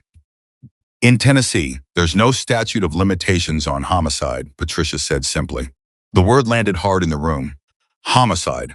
Not accident, not tragedy, not loss, homicide. Victor did not react visibly. But Haley, who had been watching him since the diner, saw the almost imperceptible change in his jaw, a releasing, not a tightening. As if a word he had never allowed himself to use had just been used by someone with the authority to say it, and some part of him could finally breathe with it. The sheriff, who ran the 1993 investigation, Jackson said. His name was Arthur Benham. He retired in 2007. Is he alive? Patricia asked. As of last year, Jackson said. He's in a care facility in Knoxville. Dementia. Early to middle stage. He paused. His deputy at the time, the one who actually ran the Ethan Maddox scene, was a man named Gerald Polk. Polk left the department in 1995 and went to work for Renner Construction. Patricia Walsh put her pen down. She looked at Jackson for a moment. You prepared for this meeting, she said. We've been watching Renner for 18 months, Jackson said. We just didn't know we were watching the same man. Polk is still at Renner? Patricia asked. His official title is Operations Director. He's been there 29 years. Patricia picked her pen back up. She wrote Gerald Polk's name and underlined it 3 times. The deputy who ran the death investigation goes to work for the man connected to the death 2 years later, she said. That is not a coincidence. That is a transaction. He was paid to close it wrong, Colt said. I believe so, Patricia said. And if we can demonstrate that if Polk can be flipped, or if there are financial records connecting him to Renner from 1993 and 1994 that predate his official employment, then we have the corruption of a law enforcement investigation, which opens everything. What are the chances Polk talks? Victor asked. Patricia considered this. Polk is in his late 60s. He's been an operations director for a construction company for 29 years, which means he spent his career knowing exactly what he is and what he did. Men like that are either completely committed to the lie or they've been looking for a way out for a long time. She looked at Victor. In my experience, the ones who've been in it for 29 years are usually the latter. They just need someone to come through the door with enough that refusing to talk is clearly worse than talking. We give him that, Victor said. We give him that, Patricia agreed. She looked around the table. I need formal statements from everyone who has direct knowledge. Morgan, yours is the most important and will require the most preparation because of the time gap in the name change. We'll need to address both proactively and clearly. She looked at Haley. Your father's letter needs to be authenticated. Handwriting analysis, witnesses who can corroborate his signature. Do you have other documents in his handwriting? I have everything, Haley said. I kept all of it, all his papers. Good. Patricia looked at Victor. Your brother's case is the foundation. Everything else, the bid rigging, the contracts, Blue Ridge, Polk it all, builds from the event that started it. If we establish what happened on Highway 9 in 1993, we establish what kind of man Douglas Renner has always been. And once you establish character in a federal corruption case, the jury does the rest. She said it simply, without flourish, in the tone of someone who had been in enough courtrooms to know that simple and direct was how you kept juries from getting lost. Haley found herself thinking that Patricia Walsh was exactly the kind of person you wanted on your side when the thing you were fighting was large and well-funded and had 30 years of practice protecting itself. How long? Victor asked. Realistically. Investigation and preparation, 6 to 8 months minimum, Patricia said. Possibly longer if Renner moves to block discovery. He will lawyer up aggressively. He has resources and he will use all of them. She paused. But here is what I need you to understand. The moment I file, Renner knows we're coming. He will know what we have and who has it. His attorneys will attack every piece of evidence and every witness, starting with the weakest and working toward the strongest. She looked at Morgan. He will try to discredit you first. The name change, the years of hiding, they will characterize you as unstable, as someone running from something, as someone with reasons to fabricate. I know, Morgan said. Can you handle that? Morgan was quiet for a moment. He looked at his hands, and then he looked at Victor. And something passed between them, the two men, who had both told Ethan he was being too brave, who had both stood back when they should have stepped forward, looking at each other across the specific guilt they shared. I should have done this 22 years ago, Morgan said. I don't get to complain about it being hard now. Patricia nodded once. Satisfied, she looked at Victor. And the club? What about the club? Victor asked. The Hells Angels' involvement in this case will be used against us, Patricia said, directly and without apology. Renner's attorneys will argue that this is a harassment campaign, organized crime intimidating a prominent businessman, that the evidence was obtained through improper means. I need to know the full extent of your involvement, and I need to manage the narrative around it carefully. Victor looked at her for a long moment. We found a witness, he said. We recovered evidence that was already in existence. We brought it to an attorney. That's accurate, Patricia said. That's all it needs to be, Victor said. A small pause. Then Patricia said, I've been doing this 20 years. I have fought police departments and county boards and insurance companies, and I have never once had the Hells Angels show up in my office with evidence that broke a case open. She picked up her pen again. I won't pretend that doesn't complicate things. But I also won't pretend that the evidence isn't what it is. She looked at the table, the photographs, the letter, the film strip in its envelope, all of it spread before her in her careful attorney's hands. The truth is the truth, regardless of who brings it through the door. We agree on that, Jackson said. They spent the next 2 hours going through everything in detail. Patricia asked questions that cut deep into the specifics, dates, times, exact language from the letter, the precise location of the Renner vehicle, as Morgan described it, the chain of custody on every piece of physical evidence from the day her father found the ring to the moment it left Haley's pocket. She was rigorous and relentless in the way of someone who knew that every weakness she found now was a weakness Renner's attorneys would find later. And it was better to know and shore it up than to be surprised. Haley answered every question. She had not realized, until she started answering them in this context, how precisely she remembered everything her father had said in those last weeks. She had not realized how carefully she had been storing it all, the way you store something you know matters without knowing yet why it matters. Every fragment, every half sentence, every moment of lucidity in a deteriorating mind, she had kept all of it without choosing to. The way the body keeps breathing when the conscious mind isn't paying attention. Around 4 o'clock, Davis sent a text to Jackson. Jackson read it, and his expression changed. Problem, Jackson said.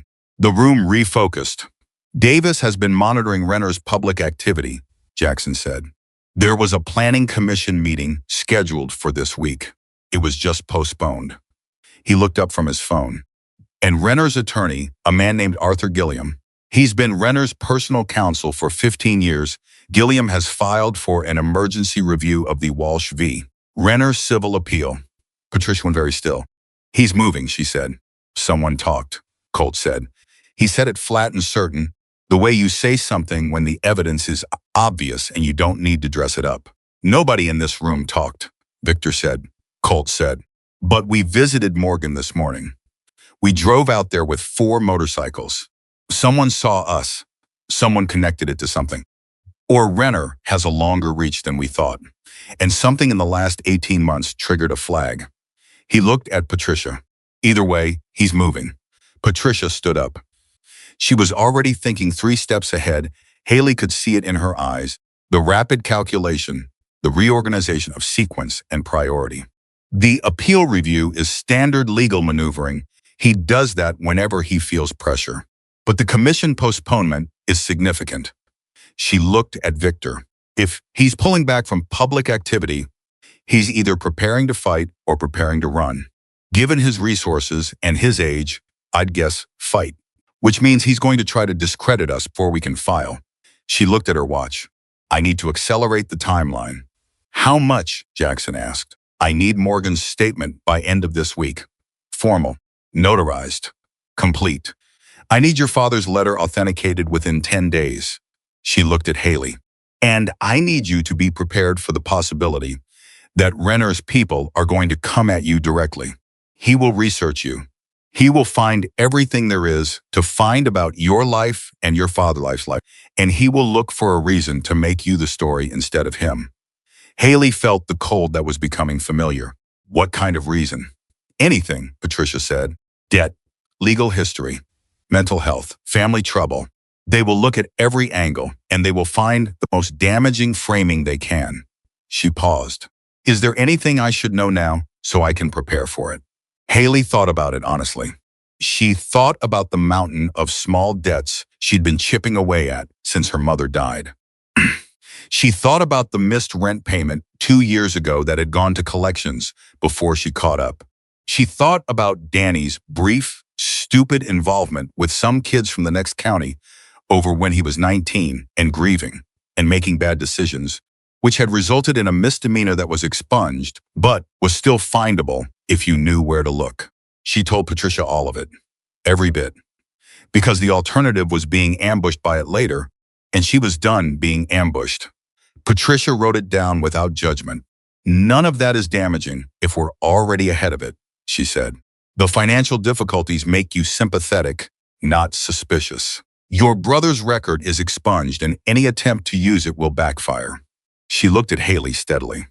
You are exactly who you appear to be, a young woman who worked double shifts to support her family and carried her father's dying wish for 2 years because she loved him and she trusted him.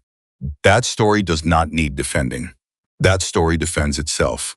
Victor had been quiet for the last 20 minutes, sitting slightly from the table, in the way he sometimes went still when he was listening more than he was contributing. Now he straightened. There's something else, he said. Everyone looked at him. He reached into his jacket and took out both rings. He set them on the table in front of Patricia. She looked at them. She didn't ask what they were. She had heard enough to know, but she waited. Ethan pressed one of these into Tommy Carter's hand on a dark road and told him to hold it while he went for help, Victor said. Tommy kept it for 22 years and gave it to his daughter because he didn't know how else to complete what he'd started. The other one was Ethan's. He always had a backup. He paused. I want it on record. I want it part of the file. Not as legal evidence I know what it is and isn't, but as context. As he stopped, found the word slowly, the way he did things with care, as testimony of character. Ethan Maddox stopped on a dark road and helped a stranger and gave the stranger his ring as a promise that he'd be back. That's who my brother was. I want that known. I want it on record somewhere that that's who he was. Patricia looked at the rings on her desk for a long moment. I'll put it in the file, she said. And if this goes to trial, I'll put it in front of the jury. Victor nodded. They were gathering their things to leave when Morgan stopped in the doorway. He had been quiet most of the meeting, the careful quiet of a man recalibrating after a very long time of stillness. And now he turned back to Patricia. I have the original negatives, he said, from that night. All of them. Not just the strip I gave Jackson, I have the full roll. I developed it and kept the negatives in an envelope for 22 years because I couldn't bring myself to destroy them, and I didn't know what else to do with them. He paused. There are 11 frames from that road. I don't know what's on all of them. I only ever looked at the one. Patricia Walsh set her bag back down very deliberately. Morgan, she said, I need those negatives. I can have them to you by tomorrow. Tonight, she said. He nodded. The second vehicle's presence on that road had been established by a plate number written from memory on a piece of paper by a frightened 23-year-old. 11 frames of original 35mm negative from a camera that had been 3 car lengths away from Douglas Renner's vehicle on the night he watched a young man go to help an injured stranger. That was not testimony, not memory, not a letter written by a dying man. That was documentation. That was evidence that no attorney could dismiss as fabricated, misremembered, or driven by grief. Haley understood, watching Patricia's expression, that the case had just changed shape. What had been a strong circumstantial narrative built from multiple pieces of testimony had just acquired a spine of physical evidence that could stand without any of the rest of it. He's done, Colt said quietly, not with satisfaction, with the flat certainty of a man calling an end to something that should have ended decades ago. Victor was looking at Morgan. You kept everything, he said. I kept everything, Morgan said, because I always knew that someday I was going to have to give it to someone. I just didn't know if I'd have the courage to do it. He looked at Victor steadily. Your brother was braver than me. He always was. But I was brave enough to keep it. I was brave enough for that. Victor looked at him for a long moment. Yeah, he said. You were. The drive back to Sutton County was different from the drive out. Not quieter. If anything, there was more conversation. The charged and rapid talk of people who have been in a room where something significant was decided and are still processing the velocity of it. Jackson debriefed by talking through logistics. Colt was already on the phone with someone Haley didn't ask about. Davis was managing the documentation trail, and Victor drove behind the truck and did not talk to anyone, which Haley understood by now was not absence but presence, the specific presence of a man who thought best in motion, who processed by moving. who carried things most effectively when the road was under him and the horizon was ahead. She watched him in the passenger mirror occasionally. The steady, deliberate way he rode, the way he held the bike. She thought about the 22-year-old version of him, just a few years older than her brother Danny, standing at the edge of a funeral for a 20-year-old kid who had stopped on a dark road and not come home, and having no way to understand why. No box of evidence, no shoebox with answers, just the absence and the guilt and the long years of carrying something that had no resolution. She thought about what it meant to live inside an unanswered question for 22 years and still get up every morning and lead something and protect people and be the person the room organized around when something serious had to be decided. She thought about what her father would say if he could see this day. She thought he would say, "I'm sorry it took so long." She thought she would say back, "You got it there." When they got back to Sutton County, Victor pulled his bike alongside the truck at the first red light and looked through Jackson's window at Haley. She rolled it down. "Renner's going to find out who you are," Victor said. "Within the week, probably. I want you to tell your brother before that happens." She had been thinking about Danny. "I know he should hear it from you." "I know," she said again. "And Haley." He paused. He had not used her first name before, she realized. He had barely used any name for her at all. She had just been the person in the room who needed to be there. Now he said it deliberately, and it landed differently. "Your father's letter is going to be read publicly before this is over. In court, in the press, it will be out there." His words. His account of what happened to him and what he did with it. He looked at her steadily. He's not going to sound like a coward. He's going to sound like a man who spent his whole life trying to make one terrible moment right and who found a way to do it from beyond the grave. That's the story people are going to hear.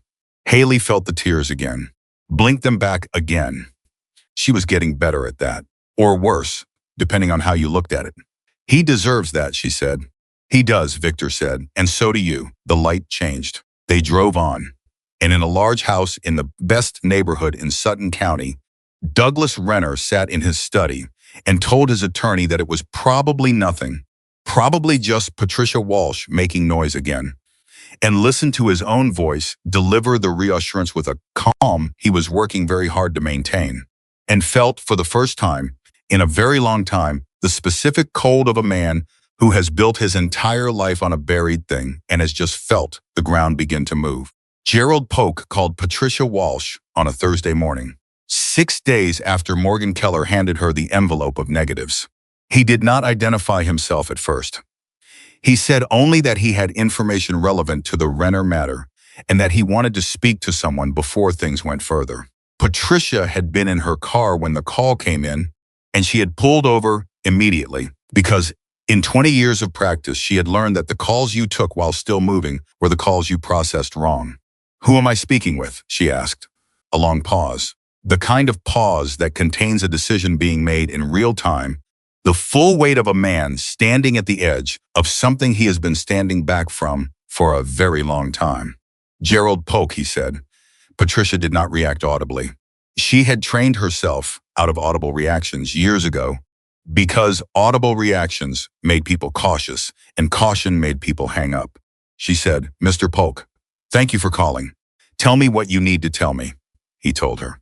It took 37 minutes, and by the end of it, Patricia was writing so fast that her hand cramped and she switched to voice memo halfway through without interrupting him. Because you did not interrupt a man like Gerald Polk when he had finally decided to talk after 29 years of not talking. You let him go. You let him get all the way through it, every ugly corner of it, because if you stopped him, he might stop himself and not start again. Polk had been 34 years old in 1993.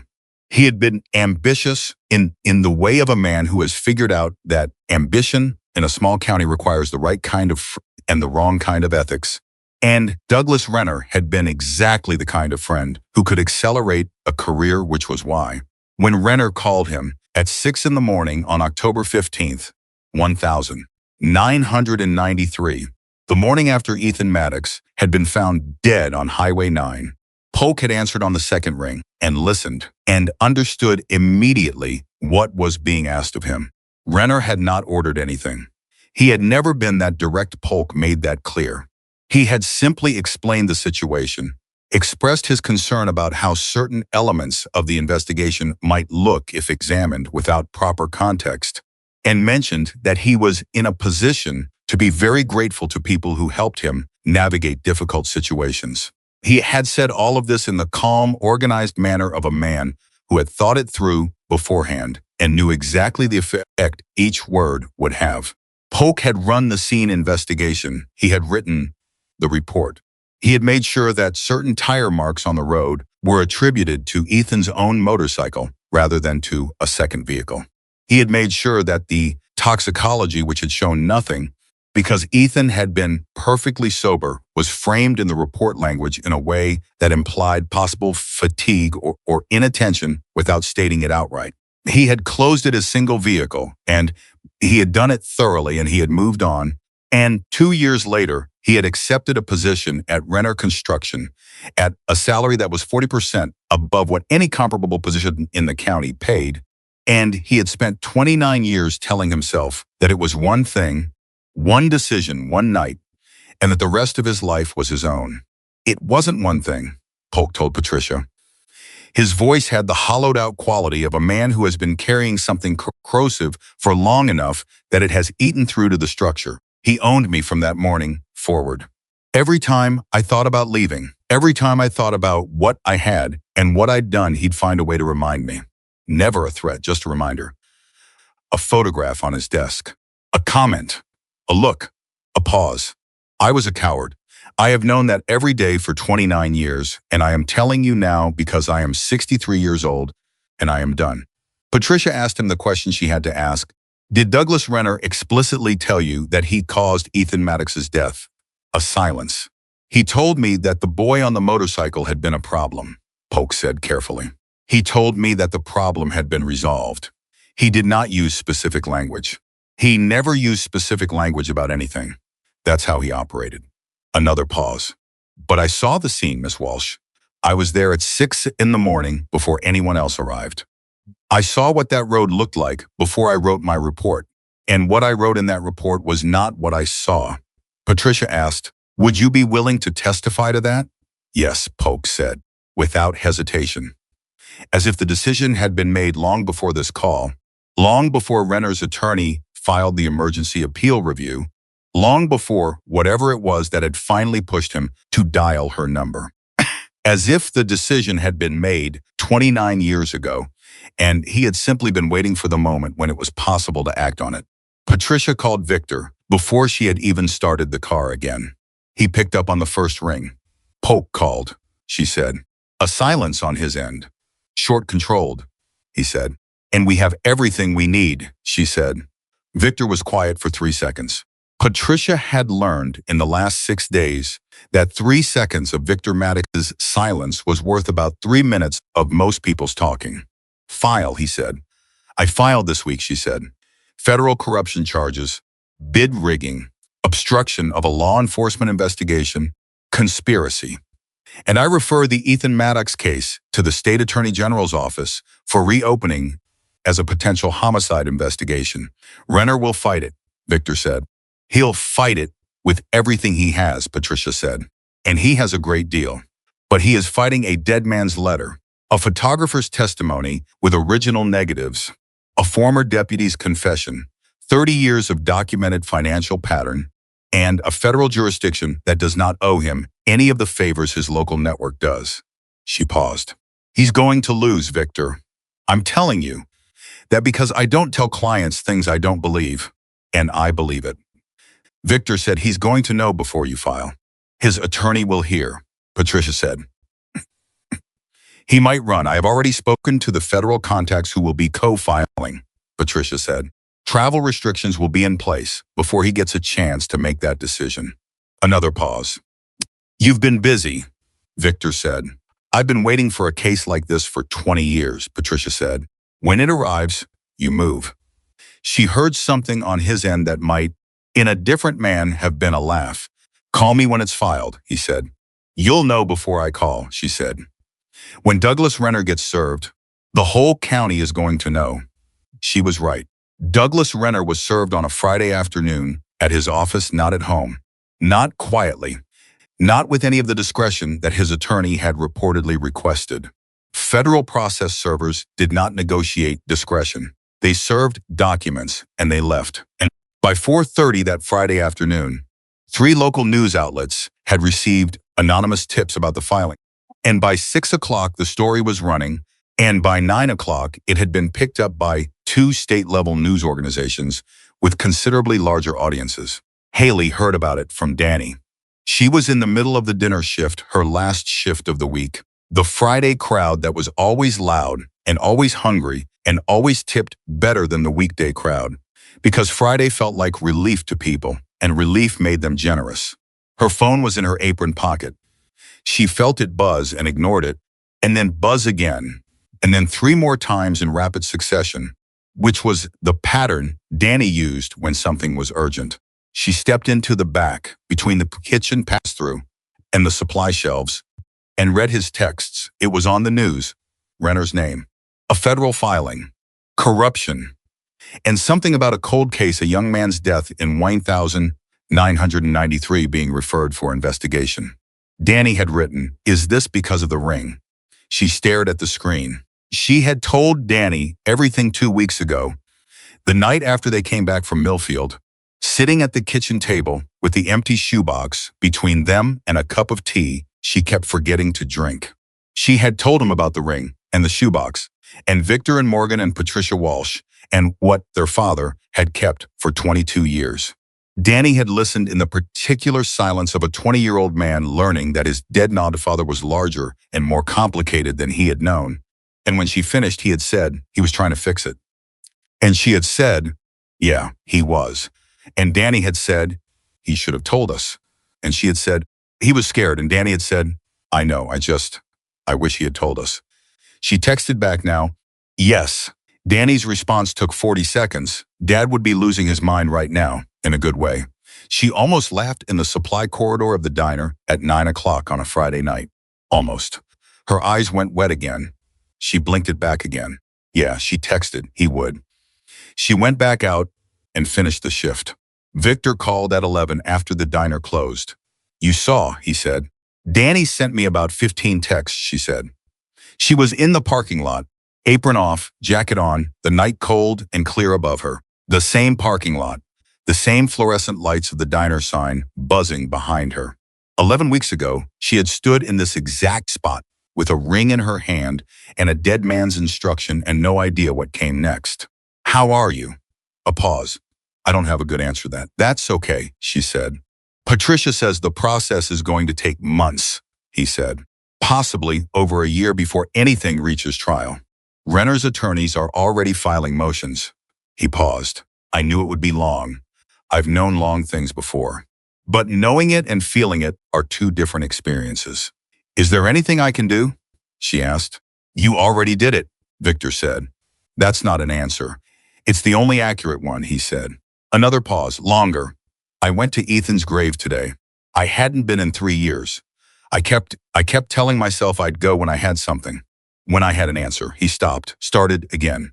I sat there for a long time. I didn't say much. I don't know what I was expecting. Some kind of I don't know. Closure is the word people use. Did you find it?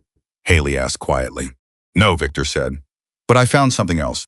I found that it was okay for it to have taken this long. That it wasn't a failure. That 22 years of not knowing isn't the same as 22 years of not caring. He paused. I told him about you. About your father. A long silence. I told him that the person he stopped to help on that road sent his daughter back with everything he'd left behind. I told him. The promise kept. Haley stood in the parking lot and let herself feel that completely. Did not push it back. Did not manage it. Just felt it. Thank you for telling me that, she said. Thank you for being the kind of person your father trusted to do this, Victor said. They were quiet for a moment, the comfortable quiet of people who have been through something together and don't need to fill the space between them with noise. The club wants to do something, Victor said then. For the diner. For you. Jackson's been talking about the sign. Apparently it's been broken for 6 months. And the parking lot needs resurfacing. We have members who do that work and they want to do it. Haley blinked. You want to fix the diner sign. And the parking lot, Victor said, and whatever else needs doing. A pause. Haley. My brother spent his last 20 minutes of life helping a stranger on a dark road. He didn't do it for repayment. He didn't do it for recognition. He did it because it was in front of him and he was capable of helping, and that was the only reason he ever needed. His voice was steady, but not easy. We do this because it's in front of us and we're capable. That's all. She thought of the sign buzzing and flickering every night. The one she had stopped actually seeing because she had looked at it so many times. She thought of the cracked parking lot asphalt and the way it collected rain in pools that froze in winter. She thought of her boss, Ray, who had been trying to save up for the repairs for 2 years and kept getting interrupted by other emergencies. Ray would have to agree, she said. Talk to Ray, Victor said. She talked to Ray the next morning. Ray was 64 years old and had owned the diner for 22 years and had spent most of those years doing things the hard way because the hard way was usually the only way available. He listened to Haley explain the situation, not all of it, not the legal detail, but enough of it. The ring and the man and 22 years act of someone setting something right. And when she finished, he sat on the stool behind the counter and looked at the counter for a long moment. The Hells Angels want to fix my parking lot, he said. And the sign, she said. Because of what your father did, he said. Because of what Ethan Maddox did, she said. My father was just the reason anyone found out about it. Ray looked at her in the way of a man who has seen a great deal of the world and still occasionally encounters something that surprises him. Well, he said, I'm not going to say no to that.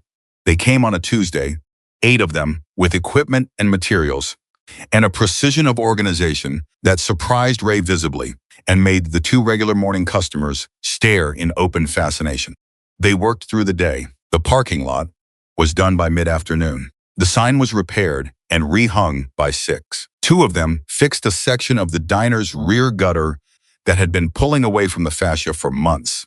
One of them, a quiet man named Russell, who turned out to be an electrician, rewired the breaker panel in the back room that had been tripping randomly for a year, without anyone being able to identify why. Haley worked her shift through all of it, carrying plates and pouring coffee, watching through the windows when she could. She thought about what Jackson had said in the truck on the drive to Harlan County about Victor including her, about how rarely he did that, about what it meant. She thought about the way communities built themselves, the way they were made not from grand gestures, but from the accumulation of small ones. Someone stopping on a dark road, someone keeping a box of evidence for 22 years, someone leaving a ring on a motorcycle seat, someone picking up the phone after 29 years of silence. The case moved through the legal system with the grinding, impersonal machinery of federal processes, slow in some ways, inexorable in others. Renner's attorneys filed motions, and the motions were addressed. Evidence was submitted and challenged and upheld. Morgan Keller gave his formal deposition on a Wednesday in October, and Patricia Walsh said afterward that she had never seen a more composed witness, that he had answered every question with the direct, undefended honesty of a man who had nothing left to protect and everything left to give. The 11 frames of 35mm negative from Morgan's camera were enhanced and analyzed by a forensic imaging specialist, and what they showed a vehicle consistent with the registered Renner Company SUV, parked on Highway 9 at the approximate time of Ethan Maddox's death. Investigation could not be explained away, could not be dismissed, could not be reframed by the most skilled attorney that Renner's money could retain. Gerald Polk testified in December. He was 63 years old, and he walked into that room with the particular bearing of a man who has decided that the last thing he will do that matters is tell the truth, and he told it completely. He described what he had seen on that road. He described the phone call. He described the report he had written and the things he had left out of it and the things he had reframed. He described 29 years of knowing what he had done and doing nothing about it. His voice broke once, briefly, When the prosecutor asked him to describe the condition in which he had found Maddox on that highway, and he composed himself and answered. And when he finished, there was a silence in the room that had weight. Renner's attorney cross-examined Polk for 4 hours. It did not help Renner. The federal corruption charges were disposed of first. Bid rigging, conspiracy, abuse of public office. The evidence was layered and documented, and the paper trail that Jackson and Davis had assembled over the preceding months was systematic and damning. Douglas Renner Jr. accepted a plea arrangement in January. His father did not. Douglas Renner Sr. went to trial in March and was convicted on 7 counts. He was sentenced in May to 12 years in federal prison, with the additional state charges related to the 1993 Ethan Maddox case, which the state attorney general had formally reopened and investigated and referred for prosecution, running consecutive. Haley was in the courtroom for the sentencing. She had been there for portions of the trial, taking days off from the diner that Ray gave without question. She sat in the gallery with Danny on one side and Morgan Keller on the other, and Victor sat in the row directly in front of her with Jackson beside him. And Patricia Walsh stood at the front of that courtroom and spoke about Ethan Maddox in language that was precise and factual, and also, quietly, devastating the picture she drew of a 20-year-old kid on a dark road, the last 20 minutes of his life. The choice he made, and why he made it, and what it cost him, and what it had eventually cost Douglas Renner, who had spent 30 years believing that power was a wall high enough to keep the past out. When the judge read the sentence, the courtroom was very quiet. Renner said nothing. He sat very still and looked at the table in front of him. And if he was calculating something, what he had left, what he had lost, what the next 12 years looked like from 67 years old, none of it showed. He had been a man who controlled his expressions for 30 years because expression was information and information was power. And he maintained that control until the very end, which somehow made it sadder rather than impressive. A man maintaining the discipline of a life that no longer existed. His attorney put a hand on his arm as the marshals approached. Renner did not look up. Haley watched him go and felt not triumph, not satisfaction exactly, not the clean-edge resolution she might have expected. She felt the same thing Victor had described standing at Ethan's grave. Something that was not closure, but was adjacent to it. The specific weight of a thing finally finished, even if the finishing could not undo the original damage. She felt Danny's hand find hers and grip it. She gripped back. Outside the courthouse, in the sharp, clean air of a May afternoon, the group of them stood together, Victor and Jackson, and Colt and Davis and Morgan and Patricia and Danny and Haley in the unsettled, drifting way of people who have just watched something end that has occupied all of them for months, and nobody quite knew what to do with the sudden absence of urgency. Victor was looking at the sky, not at anything specific. Just out. Haley moved to stand beside him. "How do you feel?" she asked. He was quiet for a moment. "Like I've been walking towards something for 22 years and I've just arrived," he said. "And arriving it's not what the walking felt like. The walking was all I knew." A pause. "I don't know what comes after the walking." "You keep going," she said. "Same direction, just with less weight." He looked at her. Something in his face that she had not seen there before, not the contained grief, not the deliberate control, not the gravity of a man who never stopped doing the hard thing. Something that was almost uncomplicated. Almost for a moment, the face of a man who was not carrying anything. "Your father knew what he was doing," he said. "Giving that ring to you. He had good judgment," she said, "when he trusted himself to use it." "So do you," Victor said. Morgan was standing a few feet away, talking to Patricia, and he looked different outside, in the daylight, after the sentencing, than he had looked that morning in Harlan County, less like a man made of careful distance, less like a man practicing invisibility. He was Morgan Keller again, not Martin Kellner. He was 61 years old and no longer hiding. And the difference was visible in the way he held his body, the way he occupied the space around him, as if 19 years of contraction were slowly being reversed. He had moved back to Sutton County 3 months ago. A small house, 2 miles from the diner. He had started doing photography again, not commercially yet, just for himself, the way he had done it at 23 when he believed it was going to be his life, before life intervened differently. He had come into the diner twice a week since he moved back, always in the morning, always at the counter, always ordering the same thing. He and Haley talked the way people talk when they have been through something together that nobody else fully understands easily and without needing to explain everything, the shared reference doing most of the work. Danny had gotten a job, a real one at a machine shop in the next town, doing work that suited him, work with his hands. He was good at it. He'd been there 2 months, and his supervisor had already mentioned moving him to a more skilled position. He was 20 years old, and for the first time since their mother died, Haley felt like he was going to be all right. Not perfect, not without difficulty, but all right. The particular all right that comes from person in finding their footing and starting to trust it. She thought about what it had cost to get here.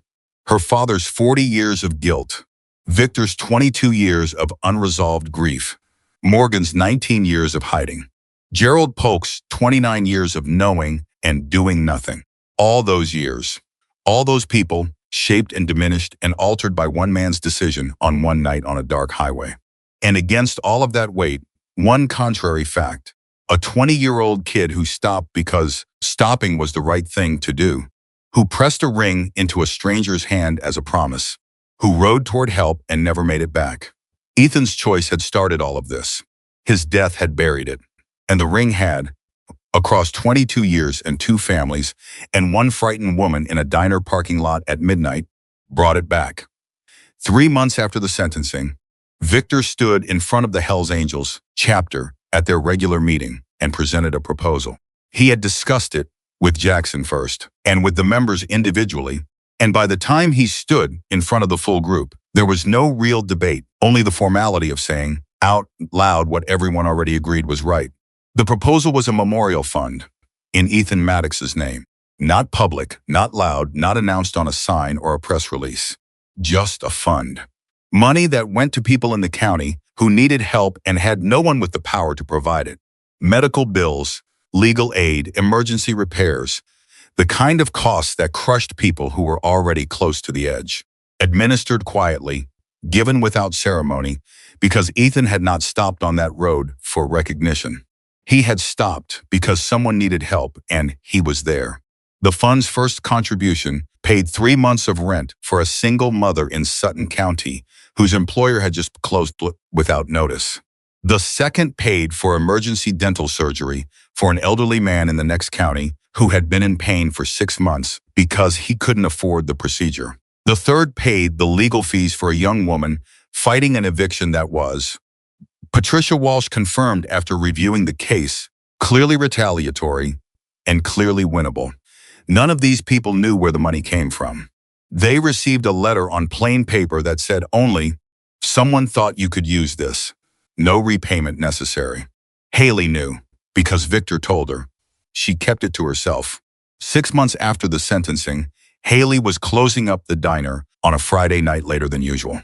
The end of a long week when she noticed the old ring in her jacket pocket. She had kept it there out of habit, even after everything. Even after it had served its purpose and found its rightful place. She took it out and looked at it. The old silver, the pressed design, the weight of it in her palm. She thought about her father at 18, lying in a ditch, a stranger's hand reaching down for him in the dark. She thought about the stranger who had pressed this ring into that 18-year-old's hand and said, "I'll be right back. Hold this for me." She thought about the 40 years that followed. The keeping, the silence, the guilt, the love underneath all of it. The love that drove a dying man to make sure the truth survived him. She put the ring back in her pocket and turned off the diner lights. The parking lot outside was smooth and dark and clean. The sign above the door burned steady and bright, no longer flickering, and its light reached all the way to the road. She stood in it for a moment. She was 26 years old. She had grown up in a small county in rural Tennessee and taken every extra shift she could find and carried a dead man's secret for 2 years and handed it, in a parking lot at midnight, to the one person who could do something with it. She had not done it for recognition, or for resolution, or because she expected anything to change for her personally. She had done it because her father asked her to, and because she trusted him, and because it was the right thing to do. Which was, she understood now, exactly the same reason a 20-year-old kid on a motorcycle had stopped on Highway 922 years before she was standing here. Some things traveled. Across decades, across families, across every reason the world offered to look away and keep driving. They traveled because the people who carried them refused to let them stop. Because a father kept a shoebox. Because a frightened young man kept a roll of film. Because a woman kept a promise she barely understood. Because a man with a grief he had never resolved picked up a ring from a motorcycle seat and walked back inside a diner at midnight instead of riding away. Courage was not the absence of fear. Haley knew that now in a way she had not known it before. In the bone-deep way, you know things that have been tested rather than simply learned. Courage was the decision made inside the fear, by ordinary people in ordinary parking lots and ordinary ditches on ordinary highways, that some things were worth doing, even when doing them was hard and the outcome was uncertain. And the world gave every excuse to choose differently. Ethan Maddox had known that at 20. Tommy Carter had finally acted on it at the end of his life. And Haley Carter, at 26, standing under a sign that burned clear and steady in the Tennessee night, had carried it forward. The ring stayed in her pocket, where it had always been, where it would remain not as a burden, not as a debt, but as a reminder. The best kind of reminder. The kind that tells you who you come from, and what that means and what it asks of you going forward. And that was enough. That was exactly enough. That was everything.